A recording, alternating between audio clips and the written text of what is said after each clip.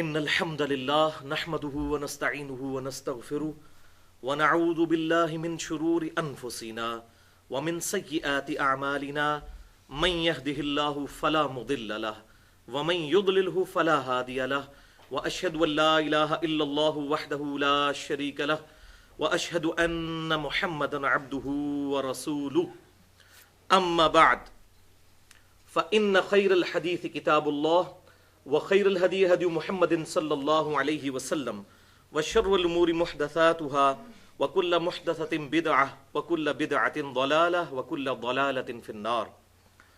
أعوذ بالله السميع العليم من الشيطان الرجيم من همزه ونفخه ونفثه. بسم الله الرحمن الرحيم. رب اشرح لي صدري ويسر لي أمري واحلل عقدة من لساني يفقهوا قولي. بسم الله الرحمن الرحيم. ان الله وملائكته يصلون على النبي يا ايها الذين امنوا صلوا عليه وسلموا تسليما. اللهم صل على محمد وعلى ال محمد كما صليت على ابراهيم وعلى ال ابراهيم انك حميد مجيد. اللهم بارك على محمد وعلى ال محمد كما باركت على ابراهيم وعلى ال ابراهيم انك حميد مجيد. الحمدللہ آج یکم مارچ 2014 کو ہفتے کے دن قرآن کلاس نمبر 124 میں ہم سورۃ الاعراف کی آیت نمبر 200 سے لے کر 202 تک کے کانٹیکسٹ میں اپنے اسی موضوع کو آگے لے کر چلیں گے جس پہ ہم نے پچھلے ہفتے تقریباً 80 منٹ گفتگو کی تھی، اور ہماری وہ ویڈیو بک مسئلہ نمبر 83A کے نام سے اہل سنت پاک.com پر اپلوڈ ہو چکی ہے، ہمارے یوٹیوب کے چینل 720085 کے تھرو، اور اسی طریقے سے یوٹیوب پہ چینل ہے انجینئر محمد علی مرزا، اور tune.pk پہ بھی انجینئر محمد علی مرزا کے نام کا چینل موجود ہے، اس کے تھرو ہم نے یہ گفتگو اپلوڈ کی ہے، اور اس کا عنوان تھا مسئلہ نمبر 83A، شیطانی وسوسوں کا علاج قرآن و سنت کی روشنی میں۔ آج انشاءاللہ تعالی اسی گفتگو کا دوسرا حصہ ڈسکس ہوگا، اور اس پرٹیکولر گفتگو میں انشاءاللہ تعالی ہم آج کے دور کے ایک لیڈنگ ایتھیسٹ رچرڈ ڈاؤکنس کی جو کتاب ہے دا گاڈ ڈیلوژن، اس کا انشاءاللہ تعالی کریٹیکل انالیسز کریں گے، اور ہماری یہ ویڈیو بک پھر انشاءاللہ تعالی قیامت تک کے لیے ایک ایسٹ تیار ہو جائے گا اللہ کے فضل سے، اور یہ اپلوڈ ہوگا مسئلہ نمبر 83B کے نام سے، اور اس کا عنوان ہوگا Who created God? A critical analysis of modern satanic traps. یعنی اردو میں ترجمہ اس کا کر لیں، اللہ کو کس نے پیدا کیا، جدید شیطانی وسوسوں کا تحقیقی جائزہ۔ اور بھائیو، اللہ تعالیٰ کی طرف سے یہ کرامت ہوئی کہ آج سے ایگزیکٹ 5 سال پہلے، آج ہی کے دن یعنی 1 مارچ 2009 کو، آج 1 مارچ 2014 ہے، میں نے وہ لیکچر دیا تھا جو ہزاروں مسلمانوں کی ہدایت کا سبب بنا الحمدللہ، جو ہماری ویب سائٹ پہ مسئلہ نمبر 60 کے نام سے اپلوڈ ہے، Who is Allah in the light of latest scientific facts؟ اللہ کون ہے جدید سائنسی حقائق کی روشنی میں۔ یہ لیکچر تقریباً 72 منٹ کی گفتگو تھی جو 1 مارچ 2009 کو ہوئی، اور آج 1 مارچ 2014 کو اسی کا ایڈوانس ورژن ہے انشاءاللہ۔ اور وہ جو لیکچر ہے Who is Allah، اس میں میں نے جو امریکن چینلز ہیں، نیشنل جغرافک اور ڈسکوری چینلز، ان سے حاصل کیے ہوئے مواد کی روشنی میں اللہ تبارک و تعالیٰ کا تعارف کروایا تھا۔ اس کے علاوہ 2 اور لیکچرز ہیں جو آج کی گفتگو کے ساتھ کمپلیمنٹری ہیں، بڑے اہم لیکچرز۔ مسئلہ نمبر 59، منکرین خدا کو دلائل کے ذریعے دعوت، اور اس میں نے سورت نمبر جو 50 ہے قرآن کی، سورہ قاف، پارہ نمبر 26 کے اندر اس کا مکمل ترجمہ اور تشریح تقریباً 55 منٹ میں بیان کیے تھے، اور یہ بات ہے 26 اگست 2011 کی. اور تیسرا اہم ترین لیکچر جو ہے، بہت اہم لیکچر، وہ مسئلہ نمبر 64 کے نام سے اپلوڈ ہے، قرآن اور انسان کی ہدایت کے 5 بنیادی سٹیپ. یعنی اگر کسی انسان تک وحی کی دعوت نہ بھی پہنچی ہو تب بھی وہ اللہ تعالیٰ تک پہنچ سکتا ہے. اور یہ لیکچر ہوا تھا سورہ آل عمران کے آخری رکوع کی روشنی میں. 17 اگست 2012 کو 66 منٹس کی یہ گفتگو ہے. تو یہ 3 لیکچرز آج کی گفتگو کے ساتھ کمپلیمنٹری ہیں، اس لیے میں نے ان کا تعارف کروا دیا. بھائیو، الحمدللہ میں خود بھی ایک پروفیشنل کوالیفائڈ انجینئر ہوں اور سائنس کا اسٹوڈنٹ ہوں. لہٰذا آج کی گفتگو کے حوالے سے اینڈ میں کسی کو کوئی سوال کرنا ہو تو وہ کر سکتا ہے. انشاءاللہ کسی پہ فتویٰ نہیں لگے گا. ہر شخص کو یہ حق حاصل ہے کہ وہ دلائل کی روشنی میں عقیدے کو بھی کوسچن کر سکتا ہے، لیکن گفتگو کے دوران کسی کو سوال کرنے کی اجازت نہیں، ورنہ ہماری گفتگو کا ڈیکورم خراب ہو جائے گا. اور بعد میں بھی اگر کسی نے ای میل پر رابطہ کرنا ہو تو میرا ای میل ایڈریس ہے mirza_95@yahoo.com، جس پہ الحمدللہ میں روزانہ درجنوں اور بسا اوقات سینکڑوں ای میلز کے جواب دیتا ہوں. اور اللہ تعالیٰ کا شکر ادا کرتا ہوں اس بات پر کہ اللہ تعالیٰ نے الیکٹرانک دعوت کرنے کی توفیق دی ہے، جو آج کے دور کی ریکوائرمنٹ ہے، ای دعوت. بھائیو، آج کی گفتگو کی ڈیٹیل میں جانے سے پہلے میں کچھ تمہیدی باتیں عرض کروں گا جو بہت ضروری ہیں. اور جب میں نے یہ لیکچر تیار کیا تو وہ تمہیدی تقریباً 1.25 گھنٹے کی بن رہی تھی. تو پھر میں نے یہ پورا لیکچر جو ہے اس کو اکیلے بیٹھ کے پورا ریوائز کر کے جو اس میں سے جو کریٹیکل چیز تھی 10-12 منٹ کی تمہید، اس کو پھر میں نے نکال لیا تاکہ ہماری یہ گفتگو تقریباً 1.5 گھنٹے کے اندر مکمل ہو جائے انشاءاللہ تعالی.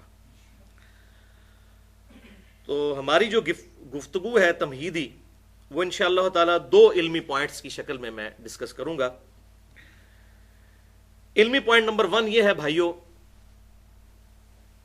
کہ انسان کے پاس اللہ تعالیٰ کی دی ہوئی نعمتوں میں سے سب سے بڑی نعمت انسان کی عقل ہے، انٹلیکٹ.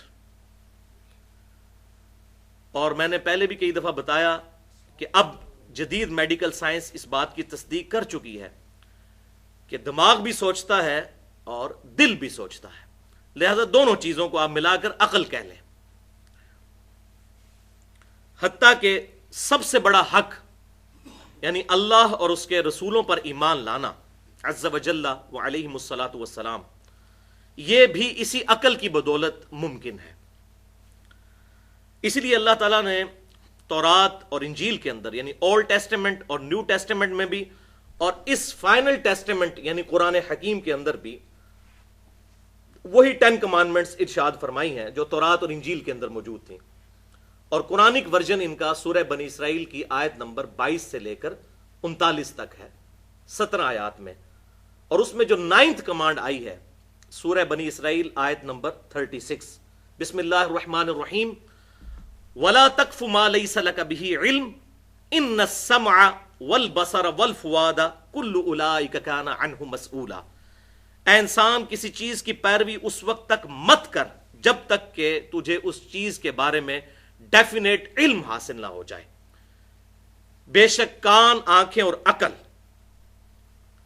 اپروپریٹ ٹرانسلیشن فواد کی ہے عقل. فعید کہتے ہیں عربی میں بھجیا کو، فائدے والی چیز کو، ایکسٹریکٹ کی گئی چیز. ان 3 اعضاء کے بارے میں تجھ سے پوچھا جائے گا کہ تو نے ان 3 اعضاء کو استعمال کر کے حق بات حاصل کرنے کی کوشش کیوں نہیں کی. اسی طریقے سے سورہ الزمر کی آیت نمبر 9 کے اندر اللہ تعالیٰ نے ارشاد فرمایا، بسم اللہ الرحمن الرحیم، قل هل يستوي الذين يعلمون والذين لا يعلمون انما يتذكر اولو الالباب.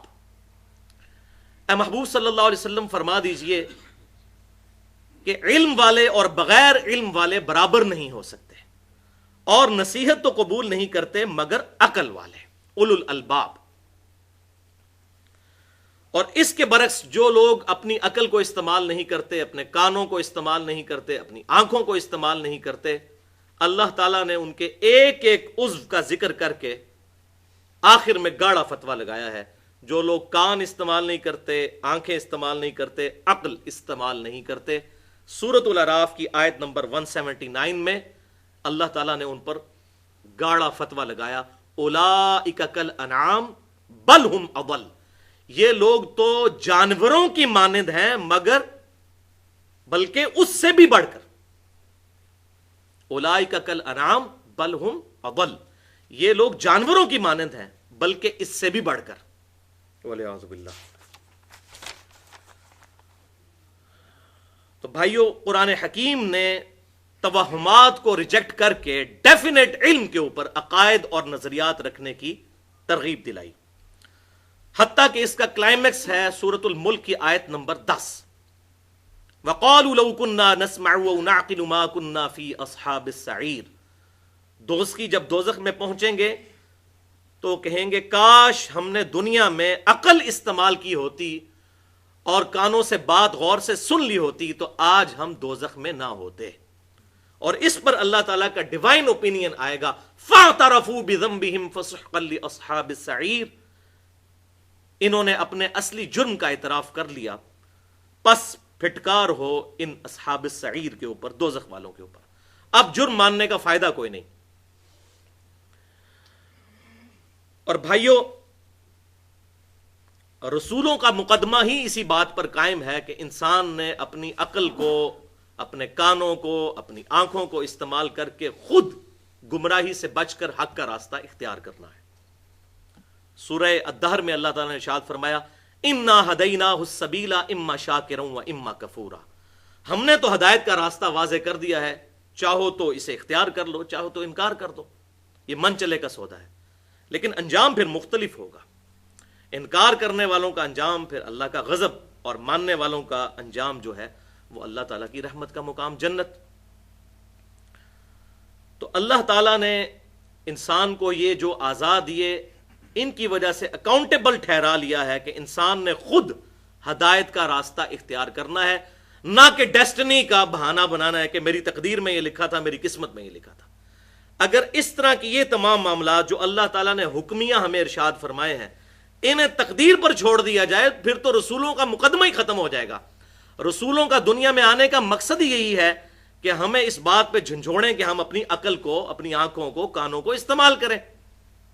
ادروائز اگر اللہ تعالیٰ نے زبردستی کسی کی ڈیسٹنی میں دوزخ یا جنت لکھی ہوئی ہے، پھر تو رسولوں کی ضرورت ہی کوئی نہیں، کتابوں کی بھی ضرورت کوئی نہیں ہے. تو ان کتابوں کا مقدمہ اور رسولوں کا مقدمہ اسی بات پر قائم ہے کہ ہم نے اپنا انٹلیکٹ استعمال کرنا ہے. علمی پوائنٹ نمبر 2. بھائیو، قرآن حکیم صرف 2 علوم کو مانتا ہے. ایک ریویلڈ نالج جو وحی کا علم ہے، اور دوسرا ایکوائرڈ نالج، سائنس کا علم، ڈیفینیٹ سائنس کا علم جو مشاہدات اور تجربات کے بعد اسٹیبلش ہو جائے. ہائپوتھیسز یا تھیوریز کی بات نہیں. اور سائنس کی ہم ڈیفینیشن کیا کرتے ہیں؟ The knowledge obtained through observations and experiments is known as science. مشاہدات اور تجربات کے ذریعے حاصل کیا گیا علم سائنس کہلاتا ہے. تو قرآن صرف 2 علوم کو مانتا ہے، ریویلڈ نالج وحی کا علم یا ایکوائرڈ نالج سائنس کا علم. تیسرے کسی علم کو قرآن نہیں مانتا. اس میں نے تقریباً 35 منٹ کی گفتگو کی ہے. مسئلہ نمبر 39 کے نام سے اہل سنت پاک.com پر علم وحی اور علم سائنس کی اہمیت اور ان کا دائرہ کار. آج محل نہیں کہ میں اس کی ڈیٹیل میں جاؤں، بس مختصراً یہ بات عرض کر دوں کہ بھائیو، ہم نے مشاہدات اور تجربات کے ذریعے یہ بات ڈیفینیٹلی علم کے ساتھ حاصل کی ہے کہ پیٹرول جو ہے یہ آگ کو بھڑکا دیتا ہے. اب یہ پیٹرول کی جو کوالٹی ہے یہ بالکل اسی طریقے سے ڈیفینیٹ ہے جس طرح کے کتاب و سنت کا علم ڈیفینیٹ ہے، کیونکہ یہ اللہ تبارک و تعالیٰ کا فزیکل فینومینا آف نیچر ہے.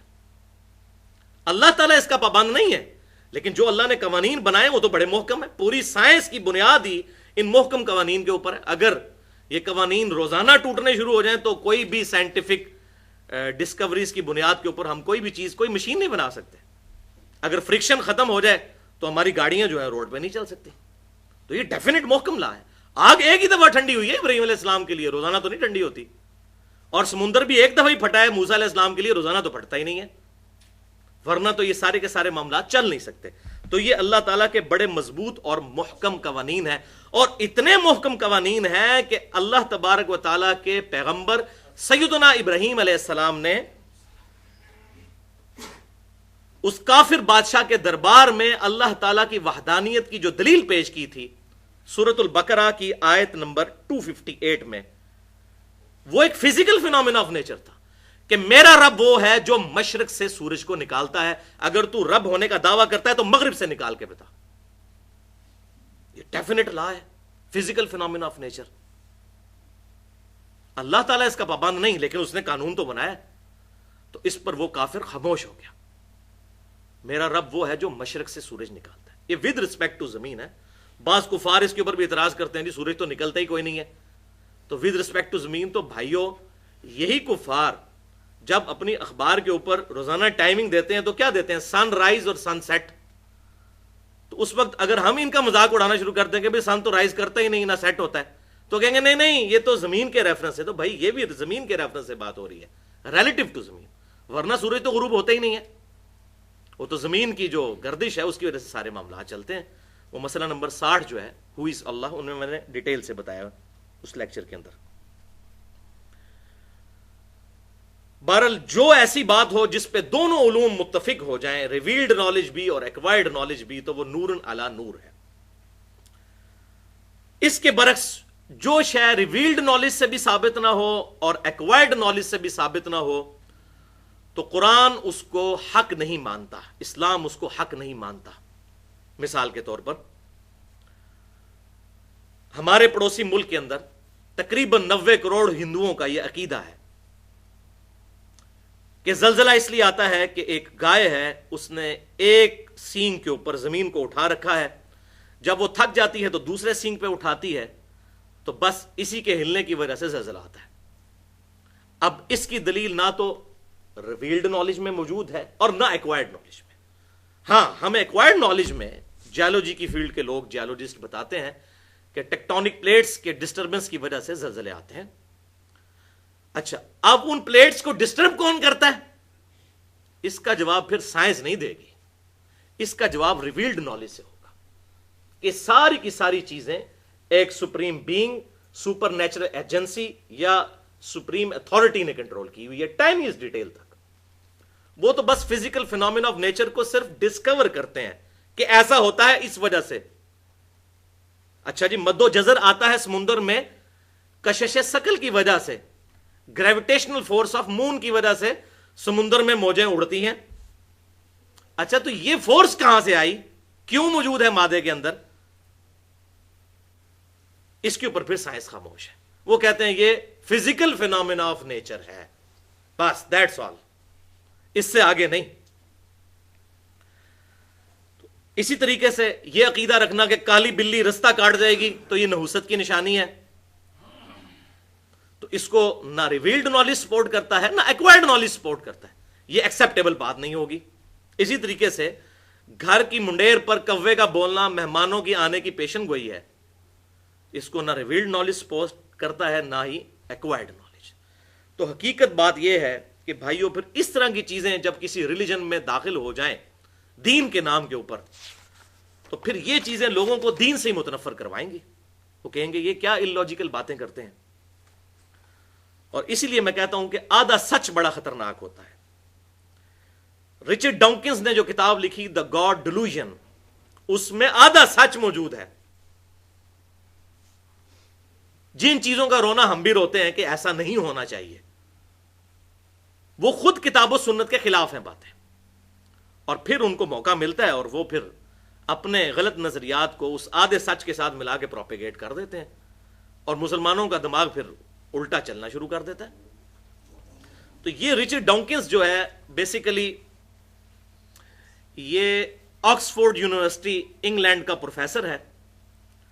اس کی عمر تقریباً 73 ایئرز ہے، 1941 کی یہ پیدائش ہے، اور اس نے 2006 کے اندر اس کی کتاب پبلش ہوئی. 406 صفحات پر مشتمل وہ کتاب ہے، اور میں نے الحمدللہ نیوٹرل ہو کے اس پوری کتاب کو اسٹڈی کیا ہے.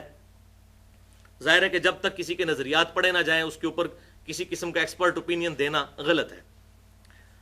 تو اس نے اس کتاب کا نام رکھا دا گاڈ ڈیلوژن. ڈیلوژن کہتے ہیں فریب دیا گیا نظریہ. تو اس کا کہنا یہ ہے کہ یہ کائنات کسی گاڈ نے بنائی, کسی الہ نے بنائی, کسی اللہ نے بنائی, کسی بھگوان نے بنائی, کسی سسٹینر نے بنائی, کسی وشنو نے بنائی, کسی رب نے بنائی. یہ تمام چیزیں ایک فریب دیا گیا نظریہ ہے جو آباء و اجداد کے ساتھ چلتا آ رہا ہے. اس کی کوئی دلیل نہیں ہے. تو اس لیے اس نے اپنی کتاب کا نام رکھا دا گاڈ ڈیلوژن. اور اس نے پھر ڈیٹیل کے ساتھ 406 صفحات آپ دیکھیں. اب کتاب پہ اگر میں اس طریقے سے کمنٹس کروں کہ اس کتاب میں ایسا سچ ویسا ربط نہیں ہے جیسا کہ ایک لکھنے والے کے قلم میں ہونا چاہیے, ظاہر ہے وہ ہر بندے کی کیپیبلٹی بھی نہیں ہوتی. اب کوئی کہ جی مولانا مودودی صاحب کے جو قلم میں طاقت تھی وہ باقی علماء کے قلم میں آ جائے تو ایسا ہو نہیں سکتا. یہ تو گاڈ گفٹڈ صلاحیت ہے. بندہ اپنے ویوز بیان کرتا ہے لیکن ان کے قلم میں ایک طاقت تھی. تو وہ ہم اس چیز کو ایڈریس نہیں کرتے کہ اس کے قلم کا جو وہ ربط ہے وہ اتنا اچھا نہیں ہے, لیکن جو دلائل دیے ہیں ان کو انشاءاللہ تعالی ہم ڈسکس کریں گے. اور یہ جو کتاب ہے دا گاڈ ڈیلوژن, اس کو انشاءاللہ تعالی میں 5 علمی پوائنٹس کی شکل میں ڈسکس کروں گا. ایک دفعہ دروشی پڑھ لیجئے. اللہم صلی علی محمد وعلی آل محمد کما صلیت علی ابراہیم وعلی آل ابراہیم انک حمید مجید. اللہم بارک علی محمد وعلی آل محمد کما بارکت علی ابراہیم وعلی آل ابراہیم انک حمید مجید. علمی پوائنٹ نمبر 1. بھائیو, یہ جو کتاب ہے دا گاڈ ڈیلوژن, یعنی گاڈ کا نظریہ ایک فریب دیا گیا نظریہ ہے. اس کتاب کے اوپر اگر میں ایک جملے میں اپنا ایکسپرٹ اوپینین بیان کروں تو وہ ایک جملے کی شکل میں یوں بنے گا کہ یہ کتاب جو ہے revenge of baseless and non scientific thoughts and beliefs of Christianity. موجودہ عیسائیت کے بے بنیاد اور سائنس کے خلاف عقائد اور نظریات کا رد عمل ظاہر ہوا ہے, کیونکہ رچرڈ ڈاؤکنز خود بھی ایک کیتھولک عیسائی گھرانے میں پیدا ہوا, اور اس نے جب عیسائیت کو اسٹڈی کرنا شروع کیا, اولڈ ٹیسٹمنٹ کو اور نیو ٹیسٹمنٹ کو, تو اس کو اس میں ایسی چیزیں نظر آئی کہ اس نے کہا یہ کلام تو ماننے کے قابل ہی نہیں ہے. پھر اس نے واقعی پھر اس اعتبار سے تو ڈیلوژن کا لفظ صحیح استعمال کیا. جو کچھ اس کے اندر خدا کا کانسیپٹ پیش کیا گیا ہے اور بگاڑ کے چیزیں, جو ظاہر ہے کہ تورات اور انجیل اس وقت ٹیمپرڈ فارم میں ہمارے پاس موجود ہے, اصلی حالت میں تو موجود نہیں ہے. اور جب تحریف شدہ چیز ہے تو اس کے اندر ظاہر ہے کہ سائنٹیفک ایررز بھی ہوں گے. مثلا اولڈ ٹیسٹمنٹ میں یہ بات لکھی ہوئی ہے, میں پورے ریفرنسز دوں گا تو ٹائم زیادہ لگے گا, کہ زمین چوکور ہے, جبکہ آج ڈیفینیٹ علم سائنس کے ذریعے ہمیں یہ بات پتہ چل چکی ہے, فزیکلی دیکھ لیا ہے لوگوں نے. یہ جتنے بھی اجرام میں فلکی ہیں, جتنے بھی سیارے ہیں جو ہمیں نظر آتے ہیں, جیسے سورج چاند, یہ گول ہیں. قرآن ایسی غلطی نہیں کرتا, اس لیے کہ یہ ٹیمپرڈ فارم میں نہیں ہے. قرآن پاک میں اللہ تعالیٰ نے سورہ النازعات میں سورت نمبر 79 اور آیت نمبر 30 میں ارشاد فرمایا وَالْأَرْضَ بَعْدَ ذَلِكَ ضَحَاهَا, ہم نے زمین کو اس کے بعد ایگ شیپ میں بنایا, اور یہ ایگ پرٹیکولر شتر مرغ کا انڈا جو ایلپٹیکل شیپ میں ہوتا ہے. قرآن یہ سائنٹیفک غلطی نہیں کرتا, اس لیے کہ یہ ٹیمپرڈ فارم میں نہیں ہے. اور ظاہر ہے کہ یہ کائنات اللہ کا فعل ہے اور قرآن اللہ کا قول ہے. اللہ کے قول اور فعل میں تضاد نہیں ہو سکتا. یہ اسی کی کتاب ہے جس نے کائنات بنائی, یہ پوری کائنات اس کا فعل ہے اور یہ کتاب اس کا قول ہے. قول اور فعل میں تضاد اللہ کے نہیں ہو سکتا. اور بھائیو, یہ جو سائنٹیفک ایررز بیسیکلی کرسچینٹی کی کتابوں میں موجود ہیں, یا جیوز کی کتابوں میں, جوڈائزم میں, انہی چیزوں سے متنفر ہو کر پھر لوگ تیزی کے ساتھ اسلام کی طرف آئے جب قرآن کو انہوں نے اسٹڈی کیا. اور 11 ستمبر 2001 کے ٹوئنز ٹاور کے اٹیک کے بعد 9 مہینے کے اندر 34,000 امریکنز نے اسلام قبول کیا، امریکنز پلس یورپین سارے ملا کے. اور 2007 میں جب پاکستان ہمارے ملک میں کلنٹن آیا تو اس نے جیو کو انٹرویو دیتے ہوئے آن ایئر یہ بات بالکل کی، لائیو میں نے خود سنی، کہ اسلام از دا فاسٹسٹ گروئنگ ریلیجن ان امریکہ. امریکہ میں سب سے تیزی سے پھیلنے والا دین اسلام ہے، اور ہمارے کریکٹر کی وجہ سے نہیں، اس کتاب کی وجہ سے. بخاری اور مسلم کی متفق علیہ حدیث ہے کہ تمام انبیاء پر ایمان لانے والے لوگوں کی تعداد ڈیپینڈ کرتی ہے اس نبی کو دیے گئے معجزے پر، اور میرا معجزہ ہے وہی کا معجزہ. میں اللہ سے امید کرتا ہوں کہ سب سے زیادہ ایمان لانے والے لوگوں کی تعداد قیامت والے دن میرے ماننے والوں کی تعداد ہوگی. اور بخاری اور مسلم کی متفق علیہ حدیث ہے کہ جنتیوں کا نصف میری امت سے ہوں گے، اس معجزے کی وجہ سے. آج عیسیٰ علیہ السلام کے جو معجزات ہیں ان کو ہم پریکٹیکلی ثابت تو نہیں کر سکتے، لیکن ہم نے جس معجزے کی بنیاد پر دعوی نبوت کیا ہے آپ صلی اللہ علیہ وسلم کے حق میں، وہ یہ کتاب ہے. اس کو کوئی بندہ بھی چیک کر سکتا ہے. آج سائنس اپنے عروج پہ ہے، چیک کرے، کوئی ایک آیت بھی اسٹیبلش سائنس کے خلاف دکھا دے. لیکن یہ اتنا بڑا دعویٰ نہ تو جیوز کر سکتے ہیں نہ کرسچنز کر سکتے ہیں. ان کا تو پول پھر رچرڈ ڈاؤکنز نے اس کتاب میں دا گاڈ ڈیلوژن میں کھول دیا، اور میں وہ آپ کو بتا دیتا ہوں. اور یہ ہے سب سے بڑا ایشو، انتہائی غیر اخلاقی واقعات، شرمناک واقعات. مثلا اولڈ ٹیسٹیمنٹ جس کو جیوز بھی مانتے ہیں، کرسچنز بھی مانتے ہیں، تورات کو، اور ساتھ صحائف ہیں مختلف انبیاء کے، دانیال علیہ السلام کا، سموئیل نبی کا، باقی انبیاء کے. اس میں اولڈ ٹیسٹیمنٹ میں باب 19 آیات 29 سے لے کر 38 تک، ان آیات کے اندر میں نے یہ خود پڑھی ہے، میں زبانی کلامی بات نہیں کر رہا، میرے پاس نوٹس بنے ہوئے ہیں، میرے پاس original Old Testament kings James version موجود ہے، یہ حوالہ میں نے دے دیا. ان آیات کے اندر پوری ایک سٹوری لکھی ہے کہ لوط علیہ السلام کی جب قوم ہلاک کی گئی تو صرف 2 بیٹیاں بچ گئیں. یہ بات تو ٹھیک ہے، جو ایمان لے کر آئی، باقی سب ہلاک ہوئے. تو ان بیٹیوں نے آپس میں مشورہ کیا کہ اب روئے ارض پہ کوئی مرد نہیں بچا، حالانکہ اس ایریے میں مرد نہیں تھا، باقی پوری دنیا میں تو موجود تھے، ابراہیم علیہ السلام موجود تھے ایک ہی زمانے میں. لہٰذا اب ہمارے باپ کی نسل اسی صورت آگے چل سکتی ہے کہ ہم اپنے باپ کو شراب پلا کر اور اس کے ساتھ بدکاری کریں، بولے اعوذ باللہ تعالی. اور وہ یہاں تک اولڈ ٹیسٹیمنٹ میں لکھا ہے کہ ان بیٹیوں نے پھر لوط علیہ السلام یعنی اپنے باپ کے ساتھ بدکاری کی، اور وہاں سے پھر نسل آگے چلی. یہ جناب بنی اسرائیل کی نسل چل رہی ہے آگے، بولے اعوذ باللہ تعالی. اسی طریقے سے اولڈ ٹیسٹیمنٹ میں ہی سموئیل 2 باب 11 آیات 2 سے لے کر 6 تک سیدنا داؤد علیہ السلام کا واقعہ لکھا ہوا ہے کہ وہ اپنے ایک سولجر، اپنے ایک صحابی، اوریا اس کا نام تھا، اس کی بیوی پر عاشق ہو گئے. اس کو انہوں نے نہاتے ہوئے اس کا ننگا جسم دیکھ لیا، اور پھر اپنے اس فوجی کو جنگ کے اندر آگے بھیج کر قتل کروا دیا. اور جب وہ قتل ہو گیا تو اس کی عورت کے ساتھ خود شادی کر لی. بولے اعوذ باللہ تعالی. بس استغفر اللہ تو آپ پڑھ رہے ہیں، لیکن یہی کچھ ہماری کتابوں میں بھی لکھا ہوا ہے. تو دا گاڈ ڈیلوژن تو پھر رچرڈ ڈاؤکنز لکھے گا نا. یہ سیم واقعات، یہ داؤد علیہ السلام کا واقعہ کشف المحجوب میں لکھا ہوا ہے، صحب اور سگر کے چیپٹر کے اندر. اور اس سے بھی ایک سٹیپ آگے بڑھ کے اسی کتاب صحب اور سگر کے اندر ہمارے نبی صلی اللہ علیہ وسلم کا بھی سکینڈل بنا کے لکھا ہوا ہے، بولے اعوذ باللہ تعالی. زید بن حارثہ کی بیوی کے بارے میں، اس پہ میں نے پورا لیکچر دیا ہے، مسئلہ نمبر 71B، انڈیا اور پاکستان کے علماء اور بزرگوں کی 19 گستاخانہ عبارات کا تحقیقی جائزہ. جسے شوق ہو تو وہ اس میں سن سکتا ہے. اور اسی طرح کی باتیں تفسیر تبری میں، تفسیر ابن کثیر کے اندر بھی موجود ہیں. اسی لیے تو ہم کہتے ہیں کتابوں میں ہونا کافی نہیں ہے. ابن کثیر اور تبری کیوں نہیں مجرم؟ انہوں نے ان سے رزلٹ کوئی نہیں نکالے. کشف المحجوب کا آتھر کیوں مجرم ہے؟ اس نے ان واقعات سے رزلٹ نکالے ہیں، انہوں نے جسٹ نقل کی ہیں. نقل کرنا اور چیز ہوتا ہے، رزلٹ نکالنا اور چیز ہوتا ہے.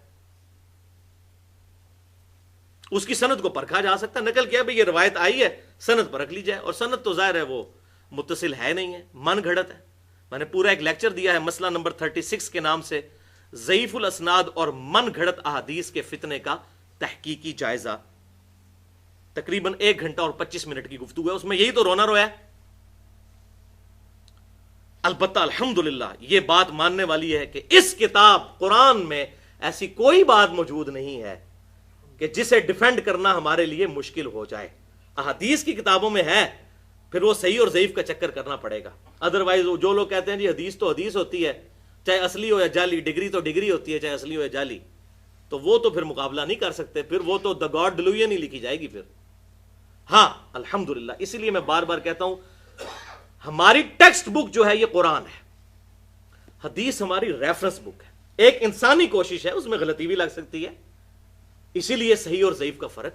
صحیح مسلم کی پہلی حدیث ہی یہی ہے، اور بخاری میں بھی موجود ہے، جس شخص نے میری طرف کوئی جھوٹی بات منسوب کی وہ اپنا مقام دوزخ میں دیکھ لے. لیکن کوئی ضعیف روایت بھی آپ کو نہیں ملے گی جس میں یہ آئے کہ جس نے جھوٹی آیت بیان کی وہ اپنا مقام دوزخ میں دیکھ لے، کیونکہ آپ صلی اللہ علیہ وسلم کو یہ بات بتائی گئی تھی، انا نحن نزلنا الذکر وانا لہ لحافظون، سورۃ الحجر کے اندر موجود ہے. اس الذکر یاد دہانی کو ہم نے نازل کیا، ہم اس کی حفاظت کرنے والے ہیں. اس کی باللفظ حفاظت ہے، حدیث بالمفہوم حفاظت ہے، اور اس میں ظاہر جعلی روایتیں بھی ہماری کتابوں میں موجود ہیں، اسی لیے یہ اسماء و رجال کا علم ڈیولپ کیا گیا. تو یہ رچرڈ ڈاکنز کا جو اعتراض ہے یہ کافی حد تک درست ہے.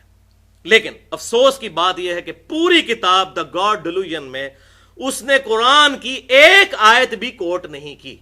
لہٰذا اگر میں حلف اٹھا کر یہ خانہ کعبے کے اندر بھی کھڑے ہو کر مطاف میں یہ کہوں کہ اللہ کی قسم اٹھا کے کہ رچرڈ ڈاکنز نے قرآن پاک نہیں پڑھا، تو مجھے اپنی قسم کا کفارہ نہیں ادا کرنا پڑے گا، کیونکہ پوری کتاب میں اس نے ایک آیت بھی نہیں کوٹ کی. اتنے واقعات اولڈ ٹیسٹمنٹ نیو ٹیسٹمنٹ سے کوٹ کیے، کوئی قرآن کا بھی ایک واقعہ ایسا نقل کیا جاتا، کوئی آیت نقل کی جاتی، کوئی اعتراض کیا جاتا، تو کتنا بڑا ظلم ہے کہ دنیا میں ایک اتنا بڑا ریلیجن ہے اور آپ اس کی کتابوں کو ڈسکس ہی نہ کریں اور صرف ماننے والوں کو دیکھیں. اور ظاہر ہے کہ وہ تو سب سے بڑے مجرم ماننے والے مسلمان ہیں جو لوگوں کے لیے اسلام سے دوری کا سبب بنے ہوئے ہیں، اور اس ٹیکسٹ بک کو نہ پڑھیں. نہ ڈاکنز نے پڑھی اور نہ رسل نے پڑھی، اور دعوے ان لوگوں کے دیکھیں. علمی پوائنٹ نمبر 2، اور وہ ہے بھائیو، رچرڈ ڈاکنز نے اعتراض کیا ہے پرٹیکولرلی جو مسخ شدہ پرورٹڈ قسم کی مذہبی نیچر ہوتی ہے. اب آپ خود سمجھ جائیں، یعنی کہ علماء کی کیٹیگری کو، کہ ان کا پورا زور گیٹ اپ کے اوپر ہوتا ہے لیکن اخلاقی اقدار ان کے بالکل نچلے درجے کے ہوتے ہیں. حقوق العباد کے معاملے میں یہ لوگ اتنے اچھے نہیں ہوتے، بس لوگوں کو گیٹ اپ کے اوپر زور دلواتے ہیں، اور جو مورل ویلیوز ہیں ریلیجن کی وہ پس پش ڈال دیتے ہیں. اب آپ لاکھ کہتے ہیں کہ جی ہماری کتاب میں لکھی ہے، وہ کہتے ہیں بھائی مسئلہ یہ ہے کہ کوئی درخت اپنے پھل سے پہچانا جاتا ہے، تو آپ جو مسلم ہونے کا دعویٰ کرتے ہو آپ تو پھل ہو نا اس اسلام کے درخت کے، تو ہم نے تو آپ کو ہی دیکھنا ہے نا. یہ گلے سڑے پھل دیکھیں گے تو درخت کے بارے میں تو یہ، اب ہم یہ تو نہیں ان کو کہہ سکتے یہ پھل جو ہیں وہ 1400 سال پہلے جا چکے ہیں. تو کتنا شرم کا مقام ہے. اور بلکہ یہ کتاب پڑھ کے تو یقین کریں مجھے اپنے بارے میں بھی بڑا خوف لاحق ہوا کہ ہم کہیں اسلام کے لیے ہرڈل تو نہیں بن گئے ہوئے. یعنی اگر ایک غیر مسلم ہمارے کریکٹر کو سٹڈی کرتا ہے وہ کیا سوچے گا. گندگی ڈالتے ہیں ہم لوگ اوپنلی سڑکوں کے اوپر، جہاں چاہیں گے چھلکا پھینک دیں گے. وہاں یہ لوگ نہیں کرتے، ایسے لوگوں کا خیال کرتے ہیں. اب یہ جو مورل ویلیوز اور اخلاقی اقدار ہیں بیسیکلی، اب ایک عام آدمی کو تو اس کے ساتھ غرض ہے، آپ ماتھا گھسا دیں نمازیں پڑھ کے، اس سے مجھے تو کوئی فائدہ نہیں ہے. آپ کی اخلاقیات سے میں متاثر ہوں، برے اخلاق سے یا اچھے اخلاق سے، تب اس کا نفع یا نقصان مجھے پہنچے گا. اور اسی طریقے سے یہ جو مسخ شدہ جو مذہبی نیچر ہے، لوگوں پر کفر کے فتوے لگانا اور یہاں تک کہ قتل کر دیا جائے ان کو، ایک عام مسلمان کو جو کلمہ گو ہے، میں کہتا ہوں چاہے اس میں جتنی بھی مرضی بڑی خرابی پائی جاتی ہے، کسی انسان کی جان لینے کا حق اللہ تعالیٰ نے کسی کو نہیں دیا. سورۃ المائدہ میں اللہ تعالیٰ نے فرمایا کسی ایک انسان کو مارا پوری انسانیت کا قتل ہے یہ. اور ایک مسلمان اسلام کے نام پر دوسرے مسلمان کی جان لے لے، یہ کون سا اسلام ہے؟ اور ظلم کی انتہا ہے کہ اب پاکستان کے اندر 2014 میں ہم 1 مارچ کے دن بیٹھے ہوئے ہیں یہاں پہ، پولیو ٹیموں کے اوپر حملے ہو رہے ہیں. یہ کون سا اسلام ہے؟ جبکہ ہم نے ڈیکیز کی سٹڈی کے بعد یہ بات لرن کر لی ہے کہ پولیو ایک ایسا مہلک مرض ہے کہ ویکسینیشن کے بغیر اس کا علاج نہیں ہے. لوگ معذور ہوئے پڑے ہیں، دیکھ لیں، پوری زندگی کے لیے پورے خاندان ڈسٹرب ہے. اور پھر جناب اب حتیٰ کہ امام کعبہ کو کانفرنس کروانی پڑی ہے. میں کل ٹی وی پہ دیکھ رہا تھا، اس نے فتویٰ دیا کہ جناب یہ پولیو ٹیموں پہ حملہ نہ کریں، پولیو کے قطرے پلانا کوئی غیر شرعی نہیں ہے. یعنی ان کا اسلام آپ دیکھیں کہاں پہ آ کے رکا ہوا ہے. ان سے پوچھیں کہ ایمانداری سے بتاؤ پچھلے سال میں کتنی نمازیں فجر کی آپ نے تکبیر اولیٰ سے پڑھی ہیں جو اسلام کی بنیاد ہے. اور اس طرح اسلام کا امیج غلط، پھر خودکش حملوں کے ذریعے عوام الناس کو نشانہ بنانا. ٹھیک ہے، اس میں یہ بات بھی صحیح ہے کہ امریکہ بھی اپنے مقاصد کی خاطر یہ کام کر رہا ہے، لیکن ہم بھی پاکستان میں بھائی رہتے ہیں، ہمیں بھی پتہ ہے اس وقت ہمارے ملک کے اندر کیا ہو رہا ہے. جتنا مرضی پردہ ڈالیں تو حقائق تو سارے کے سامنے. یہی معاملہ جو ہے کرسچینٹی کے اندر بھی رچرڈ ڈاؤکنز نے آبزرو کیا کہ کیتھولک اور پروٹیسٹنٹ وہاں پہ لڑتے ہیں ایک دوسرے کے خلاف قتل کے فتوے، جس طرح یہاں پر شیعہ سنی کی بنیاد پہ ایک دوسرے کو قتل کیا جا رہا ہے. ابھی میں وہ رپورٹ سن رہا تھا کہ یہ جو پاکستان کے طالبان ہیں ان کے 50% جو گروپس ہیں ان کے امیر لشکر جھنگوی کے ایکس بڑے بڑے مجاہدین ہیں. اور لشکر جھنگوی ہم سے کوئی بھولا ہوا ہے جو سوائے دیوبند کے دنیا کے ہر مسلمان کو کافر سمجھتے ہیں علی اعلان. تو جب یہ لوگ وہاں جائیں گے تو جا کے کیا اسلام پھیلائیں گے؟ اپنے مسئلے کی بات کریں گے نا. یہ ان کی ہسٹری ہے. جو ان کی ڈیمانڈ جائز ہے، میں اس ڈیمانڈ کے اوپر بات نہیں کرتا، وہ پوری نیشن کی ڈیمانڈ ہے. بات طریقے پہ ہو رہی ہے. اسی طریقے سے یہاں سے بھی اگر کوئی زیادتی کرتا ہے گورنمنٹ کی طرف سے یا فوج کی طرف سے اگر زیادتی ہوتی ہے ہم اس کو کنڈیم کرتے ہیں. مسئلہ یہ نہیں ہے، مسئلہ یہ ہے کہ اسلام کا امیج لوگوں تک کیا جا رہا ہے. تو شیعہ سنی فساد کی بنیاد کے اوپر قتل و غارت کیا جا رہا ہے. شکر ہے کہ رچرڈ ڈاؤکنز نے ایک مہربانی کی دا گاڈ ڈیلوژن میں. اس کو مہربانی اس لیے کرنی پڑی کہ اس کا اپنا نام بیچ میں آ رہا تھا کہ جب لوگوں نے اعتراض کیا کہ آپ کہتے ہیں جی ایتھیسٹ جو ہیں بڑے اخلاقی لوگ ہیں، تو دنیا میں 2 بڑے ایتھیسٹ جو ہیں انہوں نے تو لاکھوں نہیں کروڑوں لوگ قتل کیے ہیں. نمبر 1 ہٹلر اور دوسرا سٹیلن. جرمنی اور رشیا، ان دونوں کے جرنل پیرلل میں جنگ عظیم دوم کے اندر جو کچھ ہوا. تو اس نے کہا کہ بھائی یہ 2 جو ہیں ہم ان کو کنڈیم کرتے ہیں، یہ سارے ایتھیسٹ کی ریپریزنٹیشن نہیں ہو سکتے. تو ہم بھی کہتے ہیں جو لوگ اسلام کے چہرے پر بدنما داغ بنے ہوئے ہیں یہ اسلام کے ٹرو ریپریزنٹیٹو نہیں ہے. جس طرح یہ کہتے ہیں جی ہٹلر اور سٹیلن نہیں ہے، تو ہم کہتے ہیں یہ لوگ بھی ریپریزنٹیٹو نہیں ہے اسلام کے. اسلام کو سٹڈی کرنا ہے تو اس کتاب کے ذریعے. اور میں آپ کو اتنی شرمناک اور خطرناک بات بتاؤں، اس وقت کتنے غیر مسلم مسلمان ہوئے ہیں جنہوں نے کامنٹس اپنے دیے ہیں، ویڈیوز میں رکھے ہوئے ہیں کہ اللہ کا شکر ہے کہ ہم نے مسلمانوں کو سٹڈی کرنے سے پہلے قرآن کو سٹڈی کر لیا، ورنہ ہم کبھی مسلمان نہ ہوتے. اور میں بھی آپ کو کہتا ہوں میں بھی کبھی مسلمان نہ ہوتا اگر غیر مسلم ہوتا، اگر ان کے کرتوت دیکھتا ایک دوسرے کو قتل کر رہے ہیں یہ لوگ. حقیقت ہے. وہ کہتے ہیں شکر ہے قرآن سٹڈی کر لیا. وہی بات آپ صلی اللہ علیہ وسلم کی بخاری اور مسلم کی کہ اللہ نے ہر نبی کو ایک معجزہ دیا تھا، ایمان لانے والے لوگوں کی تعداد ڈیپینڈ کرتی تھی اس معجزے پر. مجھے اللہ نے وہی کا معجزہ دیا ہے. آپ صلی اللہ علیہ وسلم کو پورا رلائے اس کتاب کے اوپر تھا کہ یہ کتاب دنیا پہ میرا خلیفہ ہے. الحمدللہ. اور اس سے بھی بڑھ کر پھر جو خاص قسم کے مذہبی لوگ ہیں ان کے کریکٹرز آپ دیکھ لیں. ابھی 2-3 ہفتے پہلے کی بات ہے، پورے انٹرنیشنل میڈیا کے اندر CNN پہ BBC میں ساری اخباروں کے اندر یہ بات چھپی ہے کہ ویٹیکن سٹی جہاں پر پوپ بیٹھتا ہے وہاں پر ہومو سیکچولیٹی ہوتی ہے. وہ پادری جو ہے وہاں کے لڑکوں کے ساتھ بدفعلی کرتے ہیں. تو دا گاڈ ڈیلوژن تو لکھے گا نا رچرڈ ڈاؤکنز، وہ کہے گا یہ ہے ریلیجن کہ لبادے اوڑے میں اخلاقیات کے اور ویٹیکن سٹی میں بیٹھ کے جو مرکز ہے کرسچینٹی کا، تقریباً سمجھ لیں آپ 1.5 ارب لوگوں کا، پروٹیسٹنٹ کو نکال دیں تو 1.5 ارب لوگوں کا، وہاں پہ یہ کرتوت ہو رہے ہیں. اور پاکستان میں اور انڈیا اور بنگلہ دیش میں جو ہمارے مولوی بچوں کے ساتھ کر رہے ہیں مدرسوں میں، وہ تو آپ کو بتانے کی ضرورت نہیں ہے. ویٹیکن سٹی کو تو چھوڑے، ادھر تو جگہ جگہ ویٹیکن سٹی بنا ہوا ہے. اسی لیے لوگوں نے آپ بچوں کو مدرسوں میں داخل کروانا چھوڑ دیا ہے. دن کے وقت بھیجتے ہیں، شام کو واپس لے آتے ہیں، بھائی رات نہیں وہاں گزارنے دینی. تو یہاں بھی وہی صورتحال بنی ہوئی ہے والعیاذ باللہ تعالی. تو بات بالکل ٹھیک ہے جو نیو مسلمز کی، کہ اگر ہم قرآن کو سٹڈی نہ کرتے، صرف مسلمانوں کو سٹڈی پہلے کر لیتے، ظاہر ہے مسلمانوں کو سٹڈی کر لیتے پھر قرآن کو بھی سٹڈی نہ کرتے. اب پتہ چلا کہ سب سے بڑے اسلام کے دشمن ہم مسلمان ہیں. اب یہ جتنی میں گفتگو کر رہا ہوں، میں نے تو الحمدللہ یہ لیکچر تیار کرتے ہوئے بڑی دفعہ توبہ کی ہے کہ میں نے اپنی اصلاح کرنی ہے. ہم لوگ بھی سارے کوشش کریں اور دعا کر کے اٹھیں کہ ہم نے آج کے بعد انشاءاللہ اپنی اصلاح کرنی ہے. ہم نے اسلام کے لیے ہرڈل نہیں بننا بلکہ اسلام کی دعوت کا ذریعہ بننا ہے. البتہ رچرڈ ڈانکنز کا یہ کہنا اس کتاب کے اندر کہ شریعت کی پابندی جو ہے یہ نیگیٹو سائیکالوجی ڈیولپ کر دیتی ہے، کہ آپ ہر کام کرنے سے پہلے سوچتے ہیں کہ میں یہ کروں یا نہ کروں، اس طرح سوچ سوچ کے بندہ پاگل ہو جاتا ہے. تو یہ شریعت کی جو پابندی ہے یہ بہت بڑا جو ہے وہ ریلیجن کا نیگیٹو پوائنٹ ہے. تو یہ بات اس کی بالکل غلط ہے. ہم پریکٹیکلی بھی چیک کر سکتے ہیں. خود ایک میاں بیوی کا جو ریلیشن شپ ہے اس کا جو بانڈ ہے دو چیزوں کے اوپر ڈیپینڈنٹ ہے.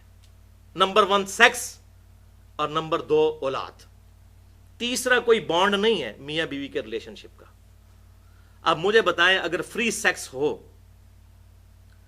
میاں جو ہے وہ صرف اپنی بیوی کے ساتھ خاص نہ رہے بلکہ ہر جگہ منہ مارتا رہے کہ جی ٹھیک ہے آزادی ہے، فریڈم ہے، جو مرضی کرتے رہو، کیا پابندی کرنا، اسی طریقے سے بیوی بھی یہی کرتی رہے، تو مجھے بتائیں کہ ایسے مرد اور عورت مل کے کسی خاندان کو وجود بخشیں گے؟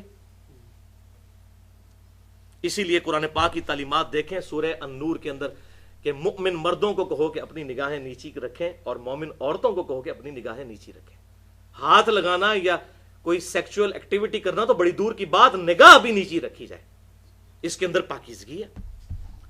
اور یہ میں آپ کو بالکل پریکٹیکلی، اپنی پریکٹیکلی اور دعوے کے ساتھ یہ بات کرتا ہوں کہ جو میاں بیوی ان چیزوں کا خیال رکھتے ہیں ان کے درمیان سیکشول بانڈ بھی مضبوط رہتا ہے اور اولاد کی بنیاد پہ بھی بانڈ مضبوط رہتا ہے. تو لہذا شریعت بہت بڑی نعمت ہے. نمازوں کی جو ٹائمنگ ہے یہ اتنی بڑی نعمت ہے، یعنی ہم کبھی بھی صبح کا وہ اچھا وقت یوٹیلائز کر ہی نہیں سکتے اگر فجر کی نماز ہم پہ فرض نہ ہوتی.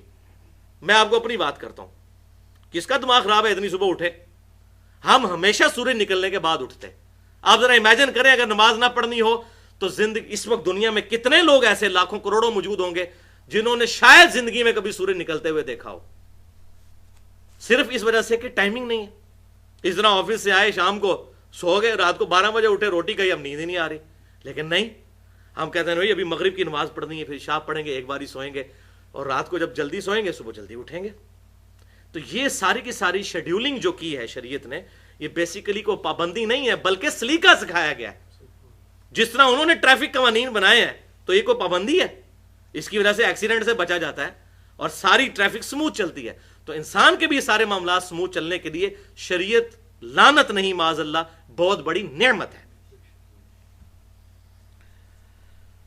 رہا اب رچرڈ ڈانکنز کا یہ کہنا اس کتاب میں، بہت مزے کی بات ہے اور میں حیران ہوا کہ ایگزیکٹ وہی بات، حالانکہ اس نے قرآن سٹڈی نہیں کیا لیکن قرآن میں بھی یہی بات لکھی ہوئی ہے. وہ یہ کہتا ہے کہ اگر یہ لوگ سمجھتے ہیں کہ آخرت کی زندگی کوئی زندگی ہے تو انہیں تو بےتابی کے ساتھ موت کا انتظار کرنا چاہیے. لیکن دنیا پرستی میں اتنے آگے ہوتے ہیں یہ لوگ کہ راتوں رات امیر بننے کی کوشش کرتے ہیں. ان کو کہ اگر مرنا ہے تو کہتے ہیں میں نے تو ابھی مرنا ہی نہیں ہے. تو اگر واقعی آخرت کی زندگی ایسٹ ہے تو انہیں تو مرنے کے لیے تیار ہونا چاہیے. تو یہ اعتراض اس کا بالکل صحیح ہے. قرآن پاک بھی یہی کہتا ہے کئی جگہ پہ یہودیوں کو ٹانٹ کرتے ہوئے کہ اے یہودیوں، سورہ الجمعہ میں بھی آیا کہ اگر تمہیں واقعی یہ زوم ہو گیا نا کہ تم اللہ کے محبوب بندے ہو اور اللہ کے بڑے لاڈلے ہو تو موت کی تمنا کرو. اور اللہ تعالیٰ فرماتا ہے یہ کبھی موت کی تمنا نہیں کریں گے ان اعمال کے سبب جو انہوں نے آگے بھیجے ہیں. واقعی جس کا آخرت پہ یقین ہے، آخرت کی زندگی اس کے لیے ہر وقت سامنے ہونی چاہیے. دنیا کی زندگی اس کے لیے لائبلٹی ہونی چاہیے. اصل ایسٹ تو آخرت کی زندگی ہے. اور یہی آپ دیکھ لیں صحابہ کرام علیہم رضوان کو کہ موت کا وقت آتا تھا تو خوش ہوتے تھے. کتنے واقعات موجود ہیں کہ نبی صلی اللہ علیہ وسلم سے ملاقات ہوگی. ٹھیک ہے، سیدہ فاطمہ کا تو موجود ہے، بخاری اور مسلم کی متفق علیہ حدیث ہے. کان میں ایک بات کہی تو رو پڑی اور ایک بات کہی تو ہنس پڑی. روئی تھی اس بات پہ کہ آپ صلی اللہ علیہ وسلم دنیا سے تشریف لے جا رہے ہیں، اور ہنس پڑی اس بات کے اوپر کہ آپ نے فرمایا کہ سب سے پہلے تم مجھے آ کے ملو گی. تو وہ تو مرنے سے پہلے ہی ہنس رہی تھی، موت کی تلاش میں تھی. اسی طریقے سے صحابہ کرام نے رضوان نے میدان جنگ میں قتال کے دوران اپنی جانیں جو اللہ کے سپرد کی. واقعی جان ہتھیلی پہ رکھ کے نکلتے تھے وہ لوگ. تو اگر واقعی آخرت کی زندگی کا کانسیپٹ ہے تو پھر آخرت کی زندگی سے پیار کا تقاضا یہ ہے کہ موت کا انسان مشتاق رہے، اور وہی مشتاق رہے گا وَلَا تَمُوتُنَّ إِلَّا وَأَنْتُمْ مُسْلِمُونَ. دیکھنا تمہیں موت نہ ہے مگر اس حال میں کہ مسلمان مرنا. اگر اعمال اچھے کیے ہوں گے تو یقیناً انسان کی تو دنیا سے یہ آزادی ہے. صحیح مسلم میں حدیث ہے کہ دنیا کی زندگی مؤمن کے لیے قید خانہ اور کافر کے لیے جنت ہے. تو قید خانے سے نکلنے پہ خوشی ہونی چاہیے. تو یہ بات بالکل ٹھیک ہے، اور الحمدللہ مسلمانوں میں ایسی کافی تعداد موجود ہے کہ جو اس کوشش میں ہوتے ہیں کہ اللہ تعالیٰ کی حضور ہماری حاضری ہو اس حال میں کہ اللہ ہم پر راضی ہو، تو وہ موت سے گھبراتے نہیں ہیں آج بھی الحمدللہ. علمی پوائنٹ نمبر 3، اور وہ ہے بھائیو فریڈم آف ایکسپریشن سے ریلیٹڈ. رچرڈ ڈاکنز نے دا گاڈ ڈیلوژن میں اعتراض کیا ہے کہ جتنے مذہبی لوگ ہیں ان میں حوصلہ نہیں ہوتا بات سننے کا. اگر کوئی ان کے مذہب پر اعتراض کر دے تو یہ اس کو قتل و غارت تک اتر آتے ہیں. یہ بات بالکل ٹھیک ہے. قرآن دیکھیں واضح طور پر کہتا ہے لا اکراہ فی الدین قد تبین الرشد من الغی.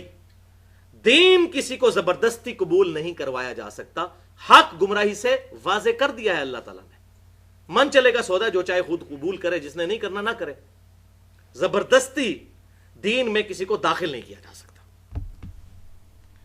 اسی طریقے سے قتل مرتد کا جو مسئلہ ہے وہ بھی اتنا سیدھا نہیں ہے کہ ایک بندہ پیدائشی مسلمان تھا وہ عیسائی ہو گیا تو واجب القتل ہو گیا. کیوں؟ وہ تو ایک ڈیلوژن لے کے چل رہا تھا، تو ایک ڈیلوژن سے دوسرے ڈیلوژن میں چلا گیا، وہ کوئی فرق نہیں. اس نے کون سا پوری کنوکشن کے ساتھ ایمان قبول کیا تھا؟ ہاں، جو فساد فی الارض کرے اس کا معاملہ جو ہے وہ تو دنیا کے اندر جتنے بھی غدار لوگ ہیں ان کو تو ملکوں کے قوانین خود سزا دیتے ہیں. فساد فی الارض کے کانٹیکسٹ میں قتل مرتد کا معاملہ ڈیفرنٹ ہے. باقی عموماً جو یہ معاملہ ہے یہ اتنا سیدھا نہیں ہے.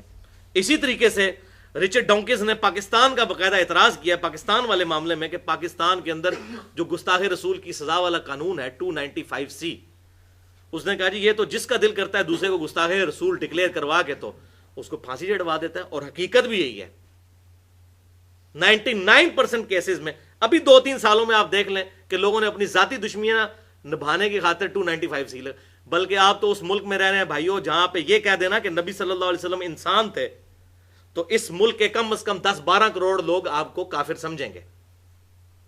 کیوں جی؟ ایسا ہے کہ نہیں؟ تو پھر اس 295C کی کیا حیثیت رہ جاتی ہے؟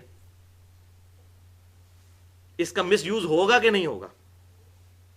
اور یہ جو امام نے تیمیہ نے کتاب لکھی اور وہ سارے ان کے پھر پیچھے اس وقت بریلوی دیوبندی اہل حدیث شیعہ، میں حیران ہوں کہ ابن تیمیہ سے سارے اختلاف کرتے ہیں سوائے اہل حدیث کے، لیکن یہ ایک مسئلہ ایسا ہے جس میں ساروں نے امام ابن تیمیہ کو اپنا امام مان لیا ہے، جو اس نے گستاخ رسول والی کتاب لکھی ہے. اور اس میں پتہ نہیں انہوں نے کہاں سے وہ مطلب ضعیف روایتیں اکٹھی کر کے یہاں تک امت کو عقیدہ کیا کہہ دیا کہ جی گستاخ رسول کی توبہ بھی قبول نہیں ہے. توبہ استغفار. قرآن تو کہہ رہا ہے کہ اللہ کی گستاخ کی توبہ قبول ہے، جو شرک سے توبہ کر لے. توبہ کا دروازہ تو موت کے غرغرے تک کھلا ہوا ہے. وہ کہتے ہیں نہیں گستاخ رسول توبہ بھی کرے تب بھی اس کو قتل کرنا ہے، توبہ اس کی قبول نہیں ہے. یہ کس قرآن اور حدیث کے اندر یہ بات لکھی ہوئی ہے؟ اسی لیے میں نے آپ کو یاد ہوگا آج سے سال ڈیڑھ پہلے پورا لیکچر ریکارڈ کروایا تھا مسئلہ نمبر 49 کے نام سے. تقریباً 1.25 گھنٹے کی گفتگو تھی گستاخانہ فلم کارٹون سے ریلیٹڈ اور اس وقت مسلمانوں کو کیا لائے عمل اختیار کرنا چاہیے. اس میں گستاخ رسول کی جو سزا ہے وہ کس کانٹیکسٹ میں کہاں تک درست ہے اور کہاں تک یہ جو فراڈ معاملہ بنایا ہوا ہے انہوں نے، اس میں نے کھول کے بیان کیا. اسی طریقے سے اس نے کہا کہ آپ دیکھ لیں کہ کوئی کارٹون بناتا ہے یہ پوری دنیا کے اندر توڑ پھوڑ شروع کر دیتے ہیں. تو بالکل ہمارے سامنے ہے پاکستان کے اندر کیا ہوا تھا، اسی پہ میں نے وہ لیکچر دیا تھا مسئلہ 49. اپنی املاک کو نقصان پہنچایا، پرامن احتجاج نہیں رہنے دیا کسی نے، توڑ پھوڑ کی. آپ کو کہ جی یہ کافروں کی سازش ہے، کافر کیا وہ ہم ان کی شکلیں نہیں پہچانتے ہیں کون ہے وہ؟ یا تو پھر ٹھیک ہے ہماری والی بات کریں کہ یہ منافق ہے مولوی جو یہ اس قسم کے کام کروا رہے ہیں. کس طریقے سے ملک کے اندر جو ہے املاک کو، عام لوگوں کی گاڑیاں جلا دی گئیں، بینک لوٹ لیے گئے. مجھے بتائیں دا گاڈ ڈیلوژن تو لکھے گا نا پھر رچرڈ ڈاکنز. جب اس طرح کے ہمارے کرتوت ہوں گے، اس طرح کا ہمارا کردار ہوگا، تو ہم یہ کون سا کریکٹر غیر مسلموں کو پیش کر رہے ہیں؟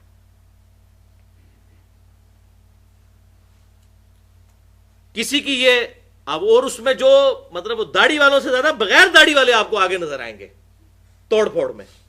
اسی بغیر داڑھی والے کو کہنا کہ بھائی ڈنمارک والوں نے کارٹون میں نبی صلی اللہ علیہ وسلم کی مبارک داڑھی میں بم دکھایا ہے، تے پتر ہوں باننا اپنے پیو دا پتر تے تو نیت کر آج کے میں داڑھی رکھنا وا.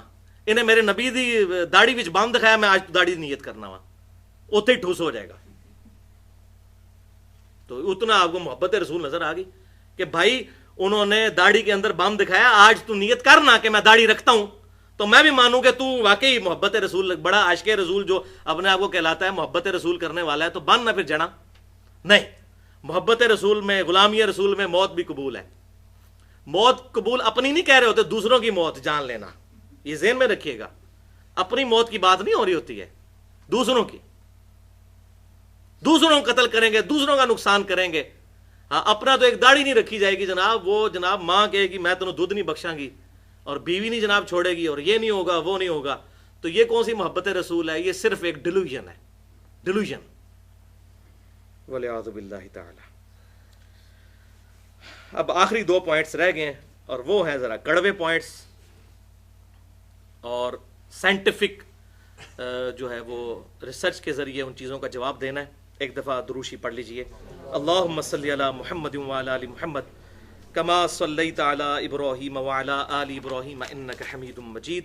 اللہم بارک علی محمد وعلی آل محمد کما بارکت علی ابراہیم وعلی آل ابراہیم انک حمید مجید. علمی پوائنٹ نمبر 4،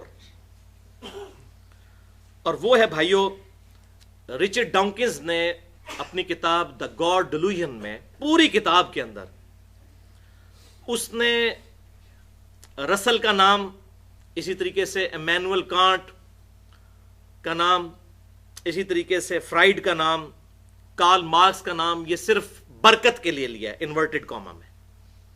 اصل میں جس کو اس نے فالو کیا ہے وہ چارلز ڈارون ہے، جو سمجھ لے اس کا مرشد اعظم ہے، جس کی بنیاد پہ اس نے وہ ساری کتاب جو ہے وہ سارا اپنا مقدمہ پیش کیا ہے. چارلز ڈارون کی یہ کتاب origin of species by means of natural selection, یعنی مختلف جانداروں کا وجود میں آنا قدرتی چناؤ کے عمل کے ذریعے سے. یہ قدرتی چناؤ یا ایوولوشن یا نیچرل سلیکشن کیا ہے وہ میں بعد میں بتاتا ہوں. یہ 1859 کے اندر کتاب چھپی، 1859 میں. اور یہ بات بالکل حقیقت ہے کہ صدیوں سے منکرین خدا کو جو دلیل نہیں ملتی تھی کہ اتنی زیادہ 20 لاکھ کے قریب مخلوقات زمین پر کیسے آباد ہو گئیں،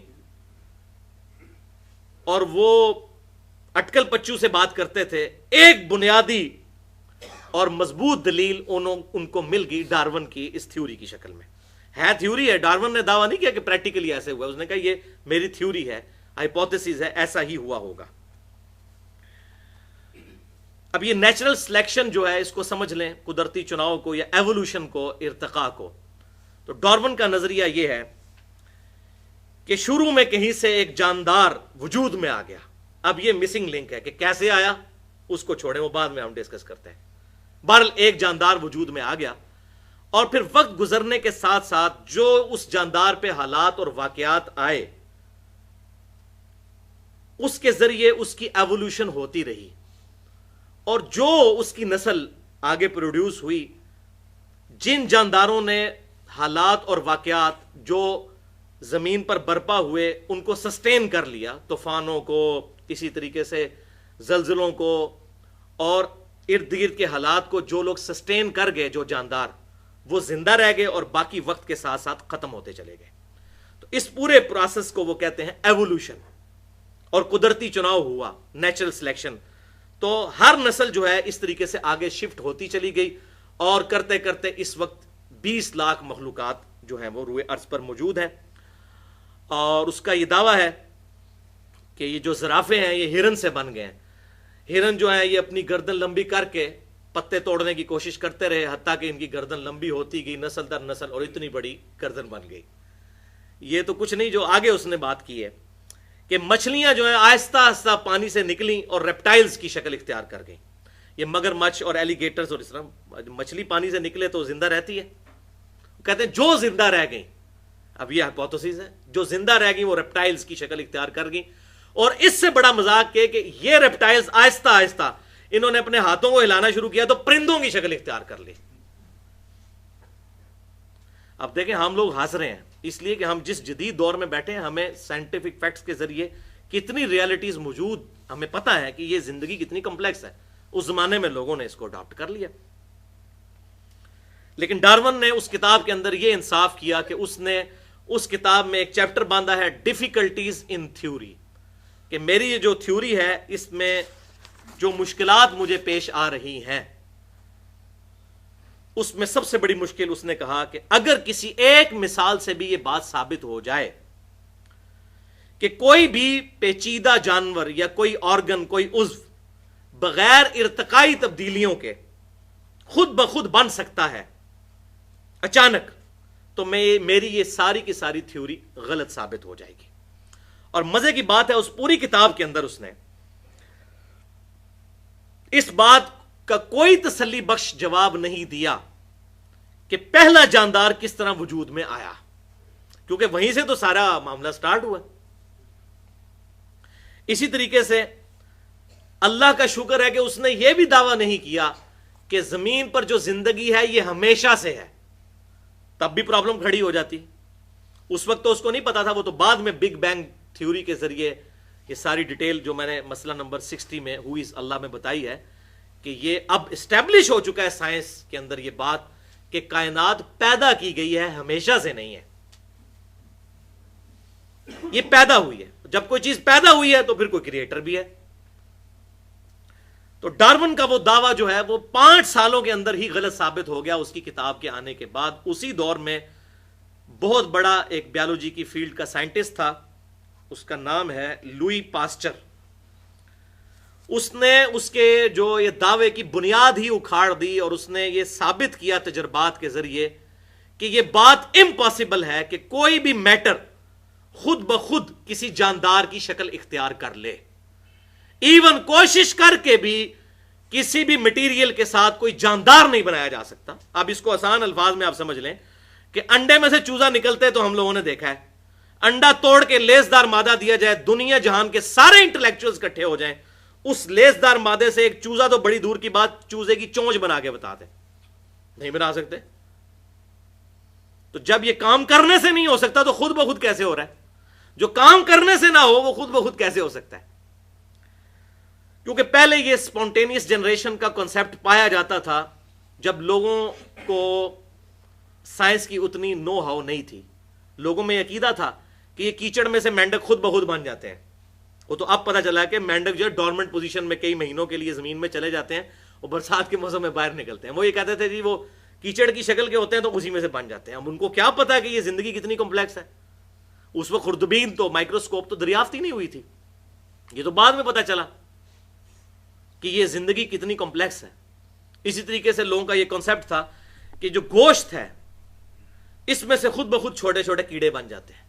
یہ تو بعد میں جب الیکٹرانک مائکروسکوپ دریافت ہوئی تو لوگوں نے دیکھا بھائی وہ چھوٹے چھوٹے کیڑے گوشت میں سے نہیں بنتے. گوشت کے اوپر جو مکھیاں ان کے پاؤں کے ساتھ آ کے جو لارواز کے انڈے آتے ہیں وہ ان میں سے وہ لارواز نکلتے ہیں. اب وہ نیکڈ آئی سے تو نہیں دیکھے جا سکتے تھے. تو لوگوں نے کہا جی گوشت میں سے خود بخود کیڑے پیدا ہونے شروع ہو جاتے ہیں. تو اس طرح پھر الحمدللہ بیالوجی کا یہ لا تو بالکل فائنل ہو چکا ہے کہ living things can never be produced from non living things. زندہ چیزیں کبھی بھی مردہ سے نہیں بنائی جا سکتی، زندہ ہی میں سے زندہ نکلے گا. انڈا مرغی ہی دے گی. اس انڈے کو آپ مشین میں رکھیں، مرغی کے نیچے رکھیں، جہاں سے مرضی، لیکن انڈا جو ہے وہ مرغی نہیں دینا ہے. زندہ چیز میں سے ہی یہ چیز نکلنی ہے. یہ بیالوجی کا لا فائنل ہو چکا ہے. اور دوسرا لا بیالوجی کا یہ فائنل ہو چکا ہے کہ تمام زندہ چیزیں پانی سے پیدا ہوئی ہیں، جو الحمدللہ قرآن پاک میں سورۃ الانبیاء کی آیت نمبر 30 میں بھی موجود ہے۔ 8 سے 1400 سال پہلے جب کسی کو گمان بھی نہیں تھا، اس زمانے میں اگر یہ قرآن کہتا نا کہ تمام زندہ چیزیں ریت سے پیدا ہوئی ہیں تو بات سمجھ آنے والی تھی۔ وہاں تو عرب کے ریگستانوں میں ریت ہی ریت تھی اور پانی تو ہے ہی بڑا مشکل تھا، تو یہ کسی کے دماغ میں کیسے بات آ گئی اگر معاذ اللہ یہ کسی انسان کی لکھی ہوئی کتاب ہو تو۔ سورۃ الانبیاء آیت نمبر 30، وَجَعَلْنَا مِنَ الْمَاءِ كُلَّ شَيْءٍ حَيٍّ، اور ہم نے پانی سے ہر زندہ چیز کو پیدا کیا۔ افلا یؤمنون، کیا اب بھی تم ایمان نہیں لے کر آؤ گے؟ تو یہ 2 لاز الحمدللہ بیالوجی کے فائنل ہو چکے ہیں۔ اور اب اس سٹوری کا ڈراپ سین آیا جب 1950s میں، ہم بڑے خوش نصیب دور میں ہیں 2014 میں، 1950 کے بعد یہ سارا کولیپس آف ایتھیزم اور کولیپس آف ڈارونزم ہونا شروع ہوا ہے صحیح معنوں میں۔ 1950s میں ڈی این اے جب دریافت ہوا، جینز کی سٹرکچر دریافت ہوئی، تو لوگوں کو پتا چلا کہ بھائی لائف تو بڑی کمپلیکس ہے۔ ایک چائے کے چمچ میں اتنے جینز آتے ہیں کہ اگر ان میں ڈیٹا لکھا جائے تو اتنا ڈیٹا سٹور ہو سکتا ہے کہ تاریخ انسان میں آج تک جتنی کتابیں لکھی گئیں یا جتنی لکھی جائیں گی، تمام کا ڈیٹا ان جینز میں سٹور ہو سکتا ہے۔ اور ڈی این اے میں یہ سارے کے سارے معاملات، جو آج ڈی این اے ٹیسٹ بھی ہوتا ہے، یعنی اگر کسی کا ڈی این اے کا سیمپل لے لیا جائے تو بتایا جا سکتا ہے اس کی آنکھوں کا رنگ کیا ہے، اس کے چہرے کی شیپ کیسی ہے، اس کی کھال کی کلر کیسا ہے، اس طریقے سے پورے جسم کو دیکھ کے انسان کے جتنے فیچرز ہیں وہ ڈی این اے سٹرکچر سے پتہ چل سکتے ہیں۔ تو یہ پورے کا پورا کوڈک فارم میں موجود ہے ڈی این اے کے اندر، ڈیزائن کی ہوئی چیز۔ تو یہ اس وقت تو لوگوں کو پتہ ہی نہیں تھا، خوردبین بھی نہیں تھی۔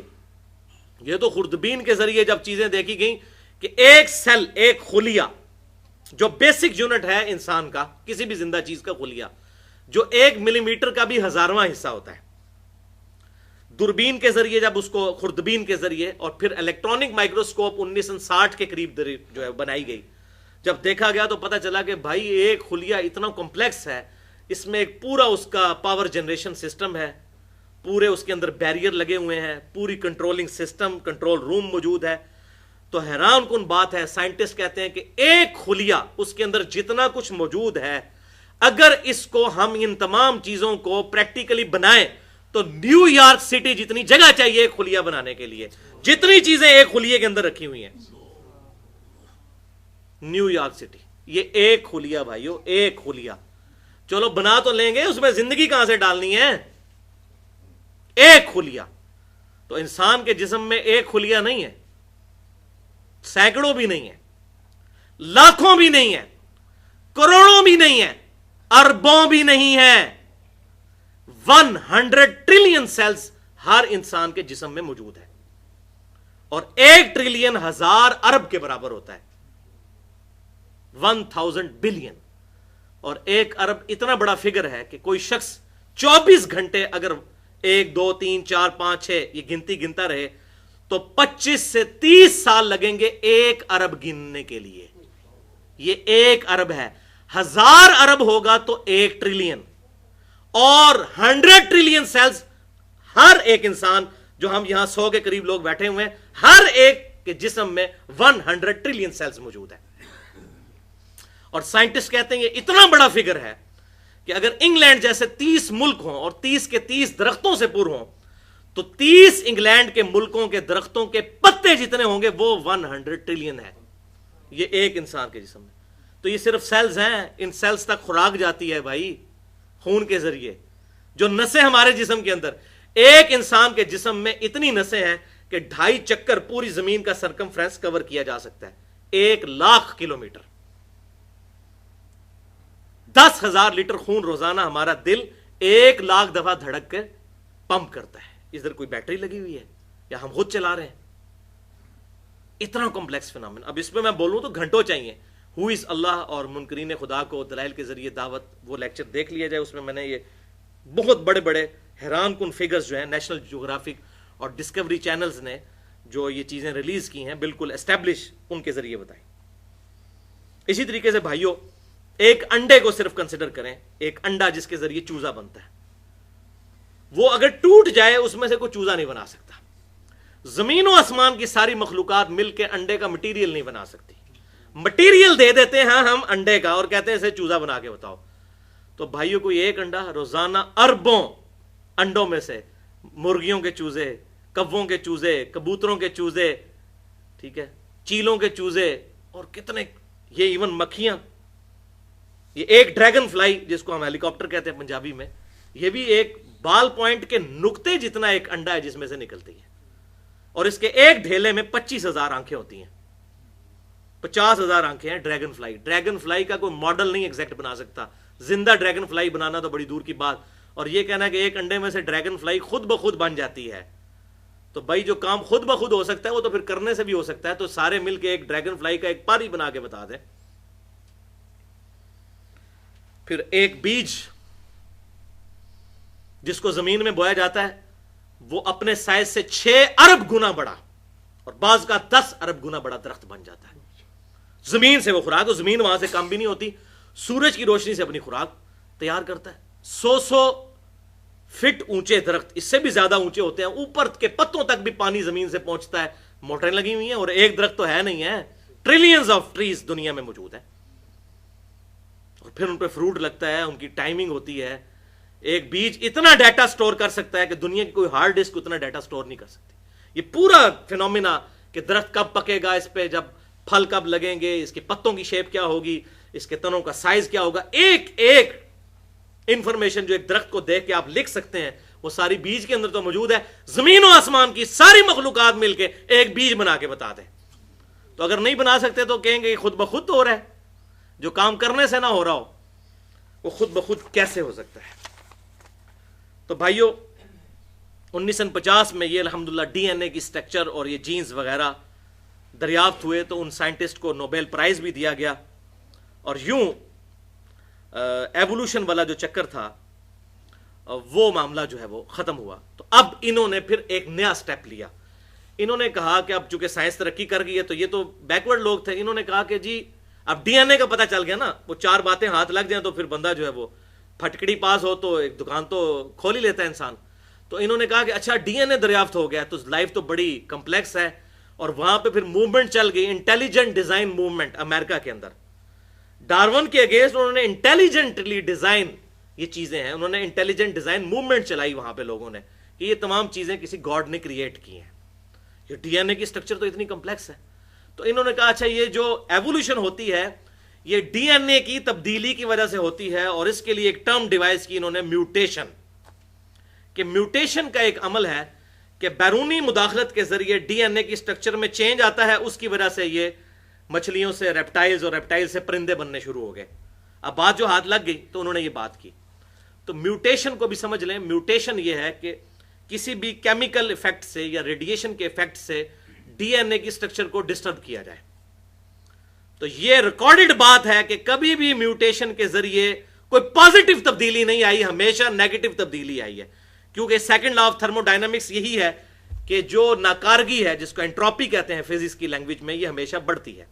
آپ اس کو سمجھ لیں, مثال کے طور پر میرے پاس ایک گلاس ہے, اس گلاس میں میں نیچے بلیو کلر کے چھوٹے چھوٹے بالز کی لیئر لگاؤں, اس کے اوپر یلو کلر کی, اس کے اوپر ریڈ کلر کی, یہ 3 لیئرز لگی. اب مجھے بتائیں ان لیئرز کے بعد میں اس کو ہلانا شروع کر دوں تو سارے بالز مکس ہو جائیں گے. اب مجھے بتائیں میں اگر ہزاروں سال تک بھی ہلاتا رہوں کیا کبھی وہ پوزیشن دوبارہ آ سکتی ہے؟ تو اس کو فزکس کی لینگویج میں کہتے ہیں second law of thermo dynamics, کہ ہمیشہ انٹروپی انکریز کرتی ہے تا وقت کہ خود انسان کوئی بیچ میں انوالو ہو کے مثلا میں اب دوبارہ اس کو پکڑ کے ایسے نہ کر دوں, اس وقت تک یہ پراپر فارم میں نہیں آ سکتی. تو یہی تو ہے سپریم بینگ جو کر رہا ہے, خود پکڑ کے ایک ایک چیز کو ٹائنیز ڈیٹیل تک, یہ انٹروپی سے تو یہ چیزیں انکریز ہوں گی. اور ہارون یحییٰ کی باقاعدہ ڈاکومنٹری ایک ہے, بہت زبردست, ٹرکی کے ایک مسلمان اسکالر ہیں جنہوں نے کئی ڈاکومنٹریز بنائی ہیں ایتھیزم کے خلاف. کچھ چیزیں غلط بھی ہیں ان کے نظریات میں, لیکن جو ان کی پازیٹیو چیز ہے اس کی تعریف کرنی چاہیے. تو انہوں نے ایک ویڈیو ہے کولیپس آف ڈارونزم, اس کے اندر رچرڈ ڈانکنز کا انٹرویو رکھا ہوا ہے کہ اس سے کسی نے سوال کیا, ویڈیو ہے, کہ یہ بتائیں یہ جو آپ میوٹیشن کا نام لیتے ہیں, آج تک میوٹیشن کے ذریعے کبھی ارتقائی تبدیلی سے کوئی پازیٹیو تبدیلی آئی ہے؟ تو اس نے یوں دیکھنا شروع کر دیا, سوچنا شروع کر دیا, اس کی زبان ہی بند ہو گئی ہے کیونکہ پریکٹیکلی نظر آیا ہے. اور وہ ابھی بھی وہ بچڑے موجود ہیں جو پیدا ہوئے ہیں, 6 ٹانگیں ہیں ان کی, 2 گردن پہ لٹک رہی ہیں. اس طریقے سے مکھیوں پہ انہوں نے ایکسپیریمنٹ کیا تو مردہ لنگڑی لولی قسم کی مکھیاں جو ہیں وہ بننی شروع ہوئی. D N A structure disturb کی ہے تو وہ میوٹیشن کی وجہ سے ڈس آرڈر انکریز ہوا, انٹروپی, فائدہ کوئی نہیں ہوا. تو یہ بھی الحمدللہ ان کا حربہ ختم ہو چکا ہے اس حوالے سے. اور یہ ہارون یحییٰ کا میں نے تعارف کروایا, اور ساتھ ہی میں اپنے قریبی دوست ہیں انجینئر حافظ محمد جعفر صاحب, انہوں نے ایک کتاب لکھی ہے 150 صفحات پر مشتمل ہے, کائنات سے خالق کائنات تک. اور میں کہتا ہوں کمال کر دیا انہوں نے. ہارون یحییٰ کی جتنی ڈاکومنٹریز تھیں اور اس طرح کی یہ تمام اعتراضات جو غیر مسلموں کے تھے, رچرڈ ڈونکنز کے جو اعتراضات تھے, ان کو بھی انہوں نے ریٹن فارم میں اردو میں 150 صفحوں کی وہ کتاب الحمدللہ پبلش ہو چکی ہے ان کی. اب اس کا تیسرا ورژن بھی آنے والا ہے. آج میری ان سے فون پہ بات بھی ہوئی تھی. وہ انشاءاللہ تعالی لیکچر کے بعد اگر کسی کو کتاب چاہیے ہو تو ہم پی ڈی ایف انشاءاللہ تعالی اس کو ضرور ای میل کر دیں گے. وہ 150 صفحے اردو میں بہترین قرآن پاک کی آیات اور جدید سائنٹیفک فیکٹس کی روشنی میں ان تمام چیزوں کا جواب انہوں نے بڑا تسلی بخش دیا ہے. اور یہاں رچرڈ ڈونکنز کا تو میں نے بتایا کہ وہ خاموش ہو گیا میوٹیشن کے معاملے میں. اس کے مرشد کی بھی بات سن لیں, چارلز ڈارون کی. اس نے اپنے ایک دوست کو خط میں لکھا, اور میں کہتا ہوں مجھے تو وجد آ گیا اس کی یہ بات پڑھ کے. وہ کہتا ہے میں جب کبھی بھی مور کو دیکھتا ہوں مجھے بخار چڑھ جاتا ہے, پی کاک کو, مور کو. ڈارون کہتا ہے میں جب مور کو دیکھتا ہوں نا پر پھیلائے ہوئے تو مجھے بخار چڑھ جاتا ہے کہ اتنا خوبصورت پیٹرن کیسے خود بخود بن سکتا ہے بغیر ڈیزائنر کے. حقیقت بات ہے اس کا ایک پر اگر آپ اتار لیں نا, واقعی مور کی مثال ڈارون نے دی, کوئی عام آدمی تو نہیں تھا, بہت انٹلیکچوئل تھا. حقیقت بات ہے میں نے یہ خود پھر منظر دیکھا ہے. مور جس طریقے سے وہ ڈیزائن بناتا ہے, اور اس کا ایک اگر آپ پر بھی ڈسٹرب کر دیں وہ ڈیزائن نہیں بن سکتا. پھر ایک پر کو بھی کنسیڈر کریں تو واقعی ڈارون کو صحیح بخار چڑھتا تھا کہ یہ خود بخود کیسے ہو رہا ہے. اس کو بھی پتا تھا کہ یہ خود بخود تو نہیں ہو, یہ ڈیفیکلٹی ان تھیوری تو تھا کہ یہ اتنی چیزیں کیسے نہ میوٹیشن کے ذریعے ہو سکتی ہیں, نہ جو ہے وہ نیچرل سلیکشن کے ذریعے, نہ ایوولوشن کے ذریعے ہو سکتی ہیں. تو لہذا اس معاملے میں الحمدللہ حق بالکل واضح ہو چکا ہے اب لوگوں کے سامنے.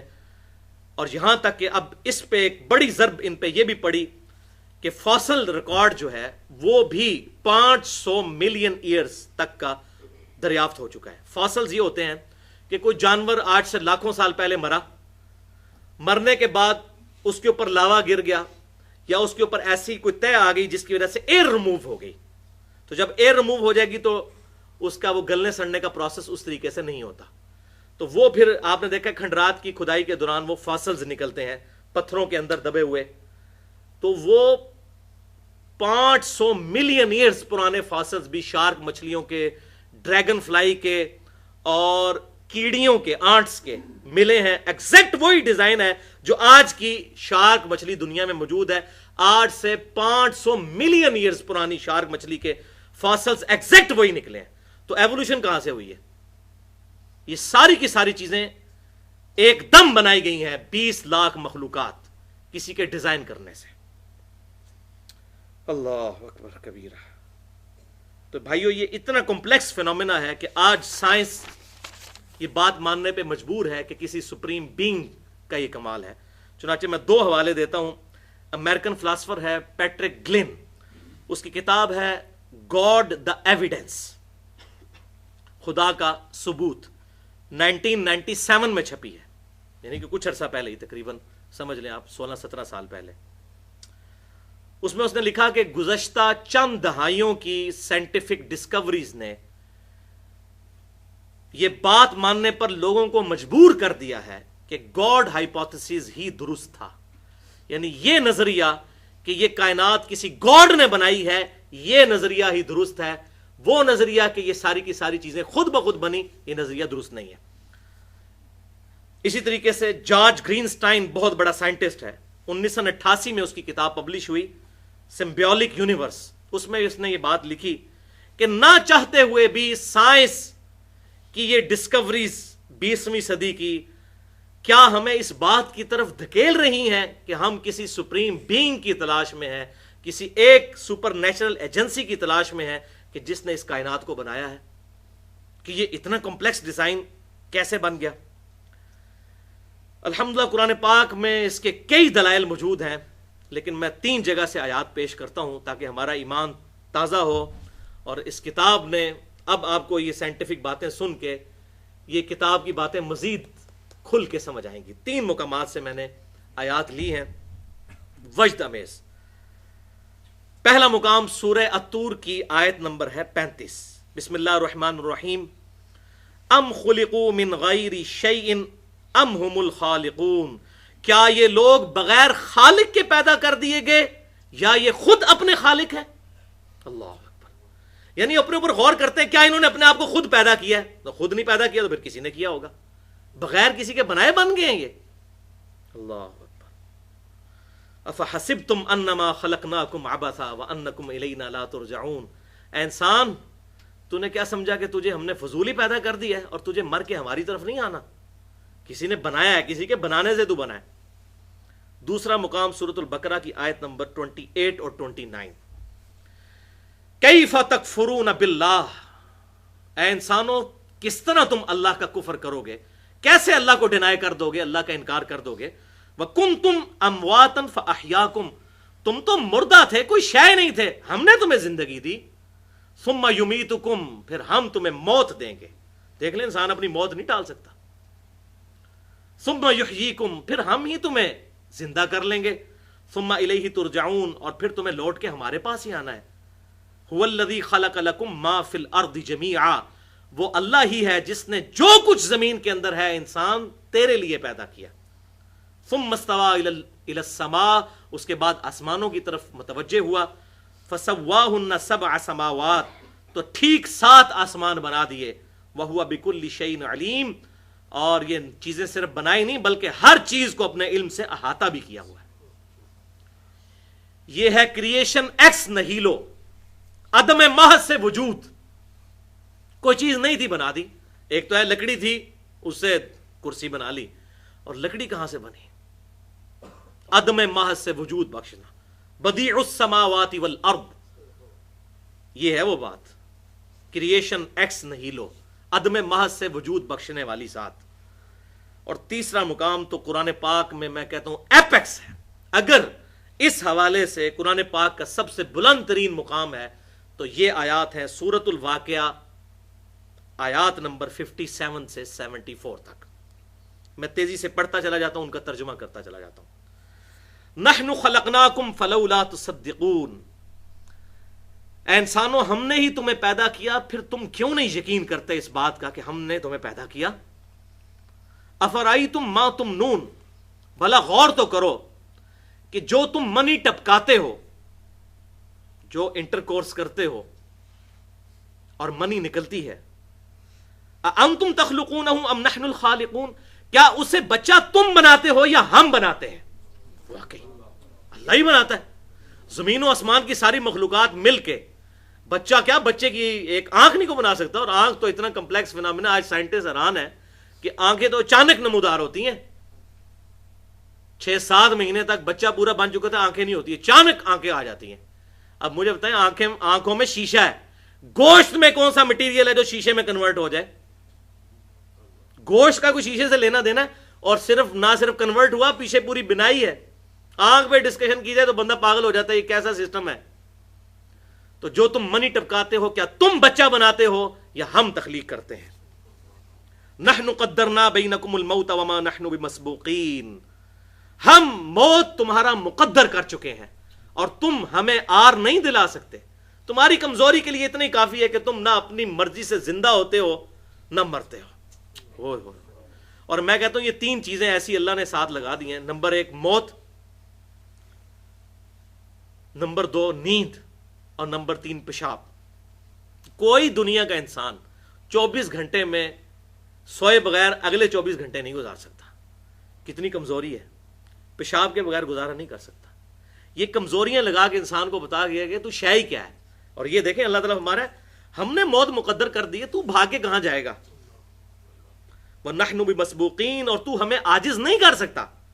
عَلَىٰ أَن نُبَدِّلَ أَمْثَالَكُمْ وَنُنْشِئَكُمْ فِي مَا لَا تَعْلَمُونَ، کہ ہم تجھے کسی ایسی شکل و صورت میں پیدا کر دیں جو تیرے علم میں نہیں، تجھے کتا بنا دیں، تجھے جانور بنا دیں، تیری تو کوئی حیثیت ہی نہیں ہے، ہم نے تجھے بنایا ہے۔ خنزیر بنا دیتے, کتا بنا دیتے, بلا بنا دیتے. اب بھی چاہیں تو تجھے بدل دیں, کسی اور شکل میں پیدا کرتے ہیں. وَلَقَدْ عَلِمْتُمُ النَّشْأَةَ الْأُولَى, بے شک پہلی دفعہ جو تمہیں ہم نے پیدا کیا ہے اس کا علم تو تمہیں ہو چکا. فَلَوْلَا تَذَكَّرُونَ, تو کیوں نہیں نصیحت حاصل کرتے کہ جو ہم نے تمہیں پہلی دفعہ پیدا کیا تمہارا کوئی اختیار اس میں نہیں ہے, تو اب ہماری مرضی پہ چلو. اللہ افرائیتم ما تحرثون, بھلا بتاؤ تو یہ جو کھیتی بوتے ہو تم زمین کے اندر, بیج بوتے ہو, انتم تزرعونہ ام نحن الزارعون, کیا تم اس کو کھیتی بنا کے باہر نکالتے ہو یا ہم نکالتے ہیں؟ اللہ اکبر, پوری انسانیت تباہ ہو جائے اگر زمین جو ہے اگانا بند کر دے. دو ہی چیزیں ہیں نا جی, کھانے کی خوراک اور دوسرا پانی. پانی کا بھی ذکر آنے لگا ہے, وہ تو بہت بڑی چیز ہے, وہ تو اینڈ پہ انہی آیات میں آ جائے گا, وہ تو کلائمیکس ہے. جو کھیتی جو تم بیج بوتے ہو تم نکالتے ہو یا ہم نکالتے ہیں؟ اللہ, لو نشاء لجعلناہ حطاما فظلتم تفکہون, اگر ہم چاہیں تو یہ ساری کھیتی کو بھس بنا دیں اور تم سوچ میں پڑ جاؤ یہ کیا ہو گیا, بوئی تھی گندم اور نکلا بھوسا, اب کھائیں گے کہاں سے؟ انا لمغرمون, اور بے شک پھر تم کہو گے ہم تو غرق ہو گئے. بل نحن محرومون, بلکہ ہماری تو بد نصیبی کہ ہم نے بیج بویا تھا اور نکلے ہی کچھ نہیں ہے. افرأیتم الماء الذی تشربون, بھلا بتاؤ تو جو تم پانی پیتے ہو, انتم انزلتموہ من المزن ام نحن المنزلون, کیا تم نے اس پانی کو اوپر سے اتارا ہے یا ہم نازل کرنے والے ہیں؟ پانی ختم, اب تو کہتے ہیں نا اگلی جنگیں تو ہونی پانی کے اوپر ہیں, پانی ختم ہو جائے تو سارے معاملات ہی تلپٹ ہو جائیں. لو نشاء جعلناہ اجاجا فلولا تشکرون, اگر ہم چاہیں تو اس پانی کو کھاری یعنی کڑوا اور نمکین ایسا کر دیں کہ تمہارے پینے کے قابل بھی نہ رہے. اور واقعی ہوتا ہے ایسا ہی ہے, سمندر کا پانی آپ پی نہیں سکتے, مر جاتا ہے بندہ اگر وہ پانی پیتا رہے تو مسلسل. اس میں سے ایویپوریشن ہوتی ہے, وہ پورا واٹر سائیکل قرآن پاک میں کئی جگہ بیان ہوا ہے. وہاں سے ایویپوریشن سے بادل بنتے ہیں اور وہ سارا گلیشیئرز کی فارم میں سٹور ہوتا ہے, بارش برستی ہے, پھر وہاں سے گلیشیئر سورج کی تپش سے پگھلتے ہیں, زمین کے اوپر بھی دریا چلتے ہیں, نیچے بھی. یہ سارے کے سارے معاملات اللہ تعالیٰ ہمارے یہ ہم نے کیا ہوا ہے. اگر صرف پانی تو ہو, کڑوا ہو, تب بھی تمہارے کسی کام کا نہیں ہے. اللہ,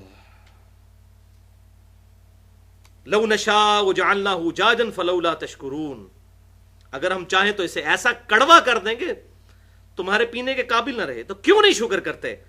افرأیتم النار التی تورون, کیا تم نے اس آگ کے اوپر غور نہیں کیا جو تم جلاتے ہو؟ یہ ساری چیزیں کھانے کے قابل آگ کی وجہ سے ہی تو ہوتی ہیں, آگ نہ ہو تو یہ ساری چیزیں ہمارے قابل ہی نہیں رہیں گی. یہ آگ جو تم جلاتے ہو, اانتم انشأتم شجرتها ام نحن المنشئون, یہ درخت جو ہے کیا تم نے اگائے ہیں یا ہم نے اگائے ہیں؟ آج سائنس نے تو ہاتھ اٹھا دیا کہ تھریٹیکلی تو آئنسٹائن نے کہا E = mc², انرجی میس میں کنورٹ ہو سکتی ہے اور میس انرجی میں, لیکن دنیا میں صرف میس ہی انرجی میں کنورٹ ہو رہا ہے, انرجی میس میں نہیں ہو رہی. لکڑی اگر جلا دیں آپ, اس سے انرجی بن گئی, اس انرجی سے دوبارہ لکڑی بن سکتی ہے, لیکن اللہ بنا رہا ہے. سورج کی روشنی سے ٹنوں ٹن درخت روزانہ بن رہے ہیں, اربوں ٹن. وہی روشنی تو ہے فوٹو سنتھسس کے ذریعے, پودے اپنی ضیائی تالیف کے ذریعے اپنی خوراک تیار کر کے وہ سورج کی روشنی لکڑی میں کنورٹ ہو رہی ہے, اور یہ کہہ رہے ہیں خود بخود ہو رہا ہے. تو خود بخود ہو رہا ہے تو آگ سے دوبارہ ذرا لکڑی بنا کے بتاؤ نا. تو یہ بات سمجھ آئی, کیا تم نے یہ درخت اگایا جس کو تم جلاتے ہو یا ہم نے اگایا؟ نحن جعلناها تذکرۃ ومتاعا للمقوین, یہ آگ تو ہم نے نصیحت کا ذریعہ بنایا ہے لوگوں کے لیے, اور اس میں سامان ضرورت بھی ہے. اس آگ کو دیکھو اور پہچانو کہ کس نے پیدا کی ہے. اب آخری آیت اس میں پھر ساتھ کہا فسبح باسم ربک العظیم, پس یہ تمام نعمتوں کے بعد تسبیح بیان کرو اس رب عظیم کی جس نے یہ ساری چیزیں بنائی ہیں. اللہ اکبر کبیرہ والحمد للہ کثیرہ وسبحان اللہ بکرۃ واصیلا, سبحان اللہ وبحمدہ عدد خلقہ ورضا نفسہ وزنۃ عرشہ ومداد کلماتہ. آخری علمی پوائنٹ نمبر 5, دل بے مانتے حجتا ٹیر. یہ پنجابی میں ایک محاورہ ہے کہ اگر کس نے بات نہ ماننی ہو تو وہ کئی دلائل کا رد کر سکتا ہے, جھوٹے دلائل کے ذریعے حجت بازی کر سکتا ہے. بات نہ ماننی ہو تو بڑے جھوٹے دلائل دیے جا سکتے ہیں. چنانچہ قرآن پاک میں اللہ تبارک و تعالیٰ نے سورۃ الانعام کی آیت نمبر 111 میں ارشاد فرمایا کہ جو لوگ جان بوجھ کر حق کو ڈینائی کرتے ہیں، 8ویں پارے کی پہلی آیت ہے، وَلَوْ أَنَّا نَزَّلْنَا عَلَيْهِمُ الْمَلَائِكَةَ، اگر ان کے سامنے فرشتے بھی نازل ہو جائیں اور مردے قبروں سے نکل کے ان سے باتیں کرنا شروع کر دیں کہ آخرت کی زندگی ہے، تب بھی یہ ایمان نہیں لے کر آئیں گے. وہ کہیں گے ہم پر جادو ہو گیا. اور واقعی ایسا ہی ہے. رچرڈ ڈانکنز نے بھی دا گاڈ ڈیلوژن میں رسل کا ایک جملہ نقل کیا ہے، بہت انٹرسٹنگ. رسل سے کسی نے پوچھا کہ بتاؤ کہ اگر تمہیں گاڈ نے زندہ کر لیا مرنے کے بعد، تم تو پوری زندگی یہ کہتے رہے گاڈ کوئی نہیں ہے، اگر گاڈ نے مرنے کے بعد تمہیں دوبارہ زندہ کر لیا تو پھر تم گاڈ کو کیا جواب دو گے؟ تو پتہ ہے اس نے کیا کہا؟ اس نے کہا کہ میں کہوں گا I didn't find enough evidence to believe in you. اے اللہ، تجھ میں یقین کرنے کے اعتبار سے مجھے کوئی پختہ دلائل دنیا میں نہیں ملے، اس لیے میں نے تجھے نہیں مانا. اب پختہ دلائل تو میں نے سورۃ الواقعہ سے گنوا دیے جو کامن آبزرویشن ہے. دل بے ایمان تے اجتا ٹھیر. اگر دل بے ایمان ہے تو پھر بڑے نیگیٹو دلائل گھڑے جا سکتے ہیں. کاش قرآن پڑھ لیتا رسل، اور رچرڈ ڈانکنز بھی زندہ ہے. ہم تو دعا کرتے ہیں اللہ تعالیٰ اس کو ایمان کی دولت سے مشرف کرے رچرڈ ڈانکنز کو، تاکہ رچرڈ ڈانکنز کے اسلام لانے کی وجہ سے یہ اس کی ڈیلوژن کا ڈیلوژن ہو جائے گا، سارا معاملہ ڈائلیوٹ ہو جائے گا انشاءاللہ. بہرحال اس کے اگینسٹ اہل حق بھی دنیا میں موجود ہے جو حق بات قبول کرتے ہیں. ڈاکٹر مورس بوکائل ایک فرینچ سرجن تھے، 1982 میں ان کی ڈیتھ ہوئی. انہوں نے کتاب لکھی ہے بائبل، قرآن اینڈ سائنس کے نام سے، اور انہوں نے ثابت کیا ہے کہ جتنی جدید سائنٹیفک فیکٹس اور ڈسکوریز ہوئی ہیں، قرآن پاک ان کے اوپر پورا اترتا ہے، اور بائبل میں وہ غلطیاں موجود ہیں سائنٹیفک، اس لیے کہ وہ ٹیمپرڈ ہے، اوریجنل فارم میں ہوتی ہے، یقیناً اس میں غلطیاں نہ ہوتی. اور اسی کتاب کے خلاف پھر ولیم کیمبل نے بھی کتاب لکھی، پھر جس کے لیے ڈاکٹر ذاکر نائک نے 1 اپریل 2000 کو اس سے مناظرہ کیا تھا، اور بہت زبردست کامیاب مناظرہ، وہ نیٹ پہ رکھا ہوا ہے. تو یہ لوگ بھی موجود ہیں. اسی طریقے سے ایک اور فریڈ ہائل نامی ایک شخص ہے، بہت بڑا فلاسفر ہے. اس نے ایک جملہ کہا، اور خود رچرڈ ڈانکنز نے اس کا یہ جملہ نقل بھی کیا ہے اپنی اس کتاب دا گاڈ ڈیلوژن کے چیپٹر نمبر 4 میں. اور چیپٹر نمبر 4 میں اس نے مین باب ہی یہی باندھا ہے، دا الٹیمیٹ بوئنگ 747. تو وہ کہتا ہے یہ تم کہہ رہے ہو بوئنگ 747 خود بخود بن گئے، تو سب سے بڑا بوئنگ 747 تو خود گاڈ ہے، وہ کیسے خود بخود بن گیا پھر؟ تو وہ بات میں انشاءاللہ ڈسکس کرتا ہوں، یہ آخری وسوسہ تھا اس کا. تو بہرحال فریڈ ہائل کا جو جملہ ہے گولڈن کوٹ، زبردست، یہ میں لفظ بلفظ پڑھ کے سناتا ہوں جو دا گاڈ ڈیلوژن میں بھی اس نے نقل کیا. Probability of life originating on earth is no greater than the chance that a hurricane sweeping through a scrapyard would have the luck to assemble a Boeing 747. Fred Hoyle کہتا ہے کہ اس بات کا امکان کہ زندگی خود بخود زمین پر پیدا ہو گئی، اس سے زیادہ امکان نہیں ہے کہ کوئی ہوائی طوفان چلے اور وہ کوڑے کے ڈھیر سے چیزیں جمع کر کے تو ایک 747 بوئنگ طیارہ تیار کرتے. یہ تو پھر بھی ہو سکتا ہے، اس سے زیادہ مشکل فینومینا جو ہے وہ زندگی کا پروڈیوس ہونا ہے زمین کے اوپر. اور ظاہر ہے کہ ہمیں تو کبھی وہم بھی نہیں آئے گا. میں کہتا ہوں ایون میں یہ دعویٰ کروں کہ یہ بال پوائنٹ خود بخود بن گئی ہے، اس میں سپرنگ لوڈڈ جو یہ اس کی نب موجود ہے اور اس کے اندر جو سیاہی ہے یہ پوری پلاسٹک کی، اور یہ پورا کلک سسٹم ہے اس کے اندر میکینیکل، یہ خود بخود بن گیا. تو کوئی پاگل بے وقوف آدمی بھی میری سٹیٹمنٹ نہیں مانے گا. تو اتنا کمپلیکس سسٹم خود بخود بن گیا. تو وہ فریڈ ہائل نے بڑی زبردست بات کی کہ 747 بوئنگ طیارہ خود بخود کوڑے کے ڈھیر سے کچرا اکٹھا کرے، طوفان چلے، اندھیری چلے، اور وہ ایک 747 جو 1 سال میں تیار ہوتا ہے، بوئنگ کمپنی 1 سال میں تیار کرتی ہے کتنی محنت کے ساتھ، وہ خود بخود بن جائے. تو یہ تو پھر بھی پاسبل ہو سکتا ہے، لیکن انسان کا پیدا ہونا جاندار کا روئے ارض پہ، اس کی پروبیبلٹی اس سے بھی کم ہے. لیکن رچرڈ ڈانکنز نے بجائے اس کی یہ بات ماننے کے اس کا مذاق اڑایا اور اس نے کہا کہ for the sake of argument ہم ایگری کرتے ہیں کہ 747 کبھی بھی خود نہیں بن سکتا، اتنی محنت سے یہ طیارہ بنتا ہے. تو پھر اس نے آگے سے وہ شیطنت والا سوال کیا. اس نے کہا سب سے بڑا بوئنگ 747 تو خود گاڈ ہے. یہ زندگی اتنی کمپلیکس ہے کہ بغیر کسی کے بنائے نہ انڈا بن سکتا ہے نہ کوئی زندہ جاندار. یہ اتنی پیچیدہ اور کمپلیکس زندگی ہے، یہ بغیر کسی کے بنائے نہیں بن سکتی. تو اس کو بنانے والا تو اس سے بھی زیادہ کمپلیکس ہوگا. For the sake of argument بات بڑی زبردست ہے. اس کو بنانے والا تو اس سے بھی زیادہ کمپلیکس ہوگا. وہ خود بخود اگر بن سکتا ہے تو یہ زندگی بھی خود بخود بن سکتی. تو ہم کہتے ہیں کہ for the sake of argument ہم بھی ایگری کرتے ہیں کہ ہم جس کریٹر کی بات کر رہے ہیں بالفرض اس کو بھی کسی نے بنایا ہے، کسی ایسے کریٹر نے جو اس سے بڑا الٹیمیٹ بوئنگ 747 ہے. تو پھر جس نے اس کریٹر کو بنایا اس کو بھی پھر کسی نے بنایا ہوگا، اور جس نے اس کو بنایا اس کو بھی کسی نے بنایا ہوگا. تو یہ ایک فیکٹوریل پرابلم شروع ہو جائے گا انفینٹ تک کہ اس کے بنانے والے کو بھی کسی نے بنایا، اس کے بنانے والے کو بھی کسی نے بنایا. تو اس کا تو اینڈ ہی کوئی نہیں ہوگا. جبکہ دوسرے اینڈ پہ ریالٹی ہے کہ ہم سب موجود ہیں. یہ تھیوری نہیں ہے، ہم سب موجود ہیں، ہمارا کریٹر ہے. اچھا ہمارے کریٹر کا بھی کوئی کریٹر، اس کا بھی کوئی کریٹر، اس کا بھی کوئی کریٹر، تو یہ بات کہیں رکے گی نہیں. میتھمیٹیکلی یہ رانگ سٹیٹمنٹ اور illogical ایک فنکشن بن جائے گا، سوائے اس کے کہ یہ بات مان لی جائے کہ کوئی ایک کریٹر ایسا ہے کہ جس سے پہلے کوئی کریٹر نہیں تھا، وہ تھا ہمیشہ سے، اور اس سے یہ ساری کی ساری چیزیں اوریجنیٹ ہوئیں. تبھی تو یہ ایکویشن مکمل ہوگی کہ ہمارے بنانے والے کو کسی نے بنایا، اس کو کسی نے بنایا، اسی نے کسی نے. تو الٹیمیٹلی کسی ایک کریٹر تک ہم پہنچیں گے کہ جسے کسی نے نہ بنایا ہو، تبھی یہ ایکویشن مکمل ہوگی. تو بھائی وہی تو ہے لم یلد ولم یولد، جو کسی سے جنا نہیں گیا. لم یلد ولم یولد. اور قربان جاؤں آپ صلی اللہ علیہ وسلم کے، بخاری اور مسلم کی متفق علیہ حدیث ہے، آپ صلی اللہ علیہ وسلم نے ارشاد فرمایا کہ ایک زمانہ آئے گا کہ لوگ آپس میں یہاں تک سوال کریں گے کہ یہ کائنات اگر اللہ نے بنائی ہے تو اللہ کو کس نے بنایا ہے. تو رچرڈ ڈانکنز کی کتاب پڑھ کے تو مجھے وہ یقین آیا کہ واقعی آپ صلی اللہ علیہ وسلم نے سچ فرمایا تھا.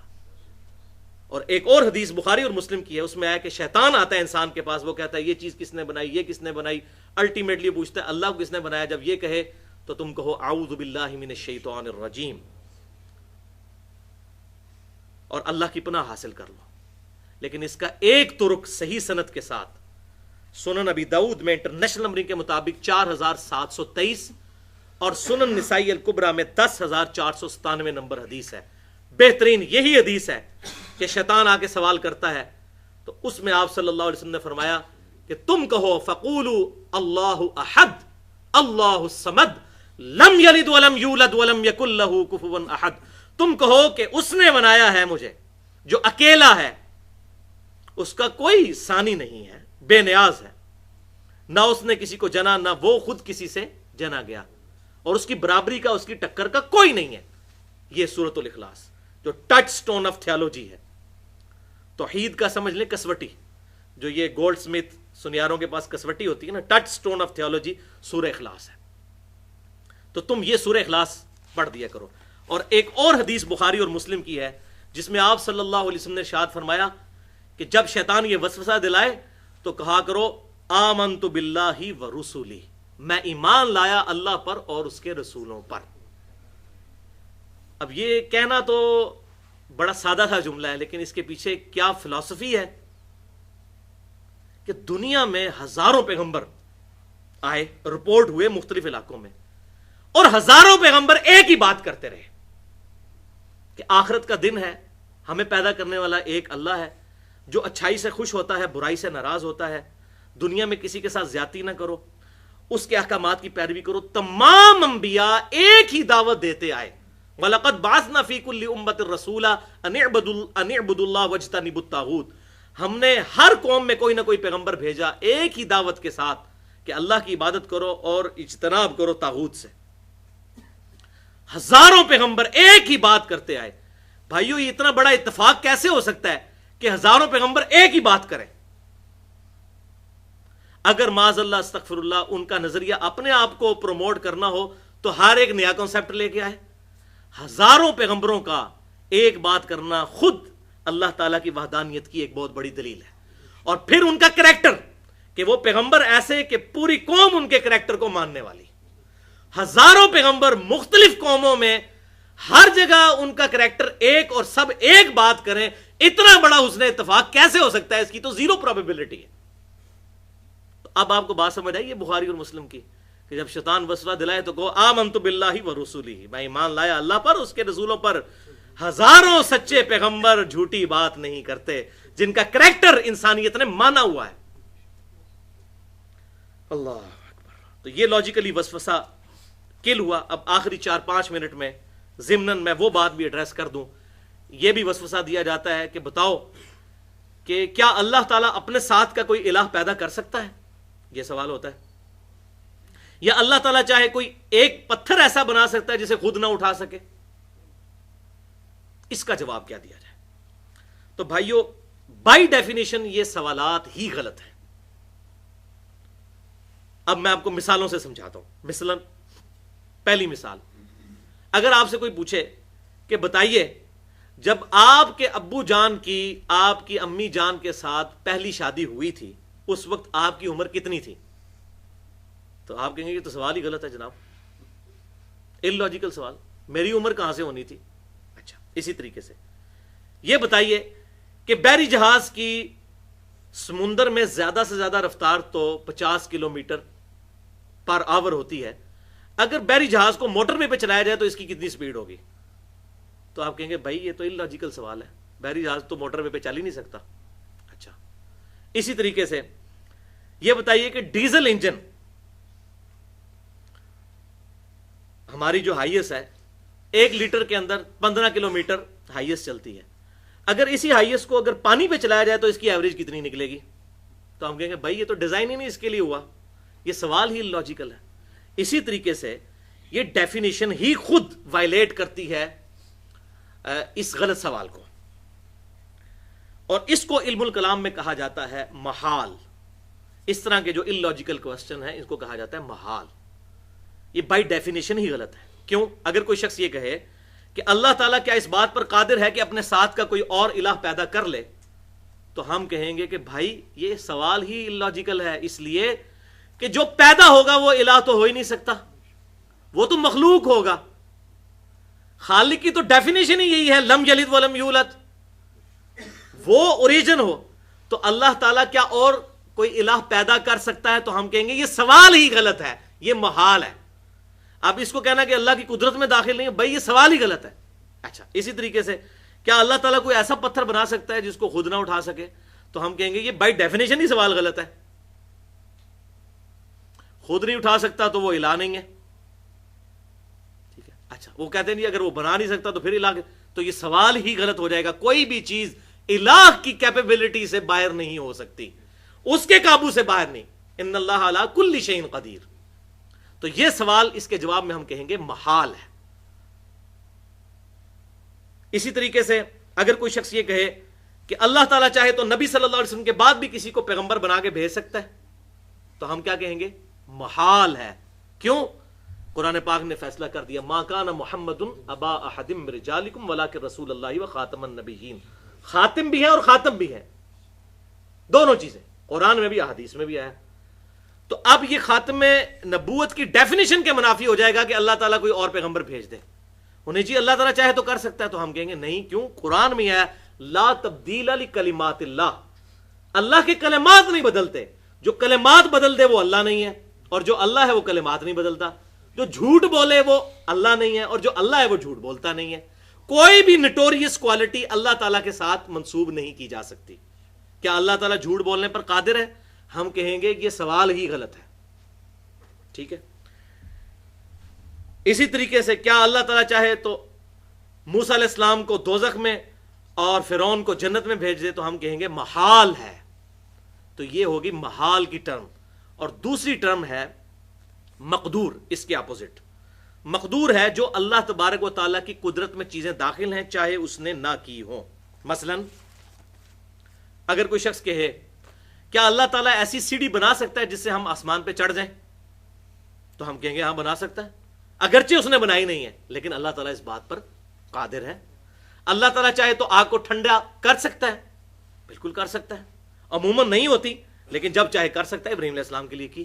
تو فزیکل فینومینا آف نیچر جتنے ہیں وہ اللہ تعالیٰ کی مخلوقات ہیں، جب چاہے اللہ تعالیٰ ان کو توڑ سکتا ہے جس وقت چاہے. ہمیں نیند سے بے نیاز کر سکتا ہے، بالکل کر سکتا ہے، جنت میں کرے گا، وہاں نیند نہیں ہے، جنت میں رات نہیں ہے.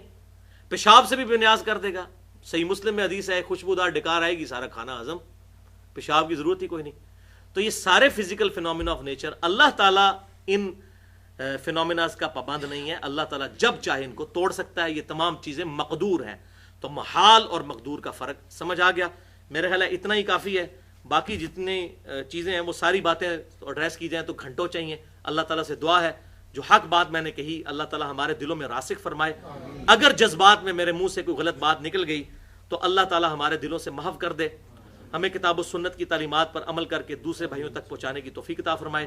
سبحانک اللہم و بحمدک اشہد ان لا الہ الا انت استغفرک و اتوب الیک وما علینا الا البلاغ المبین.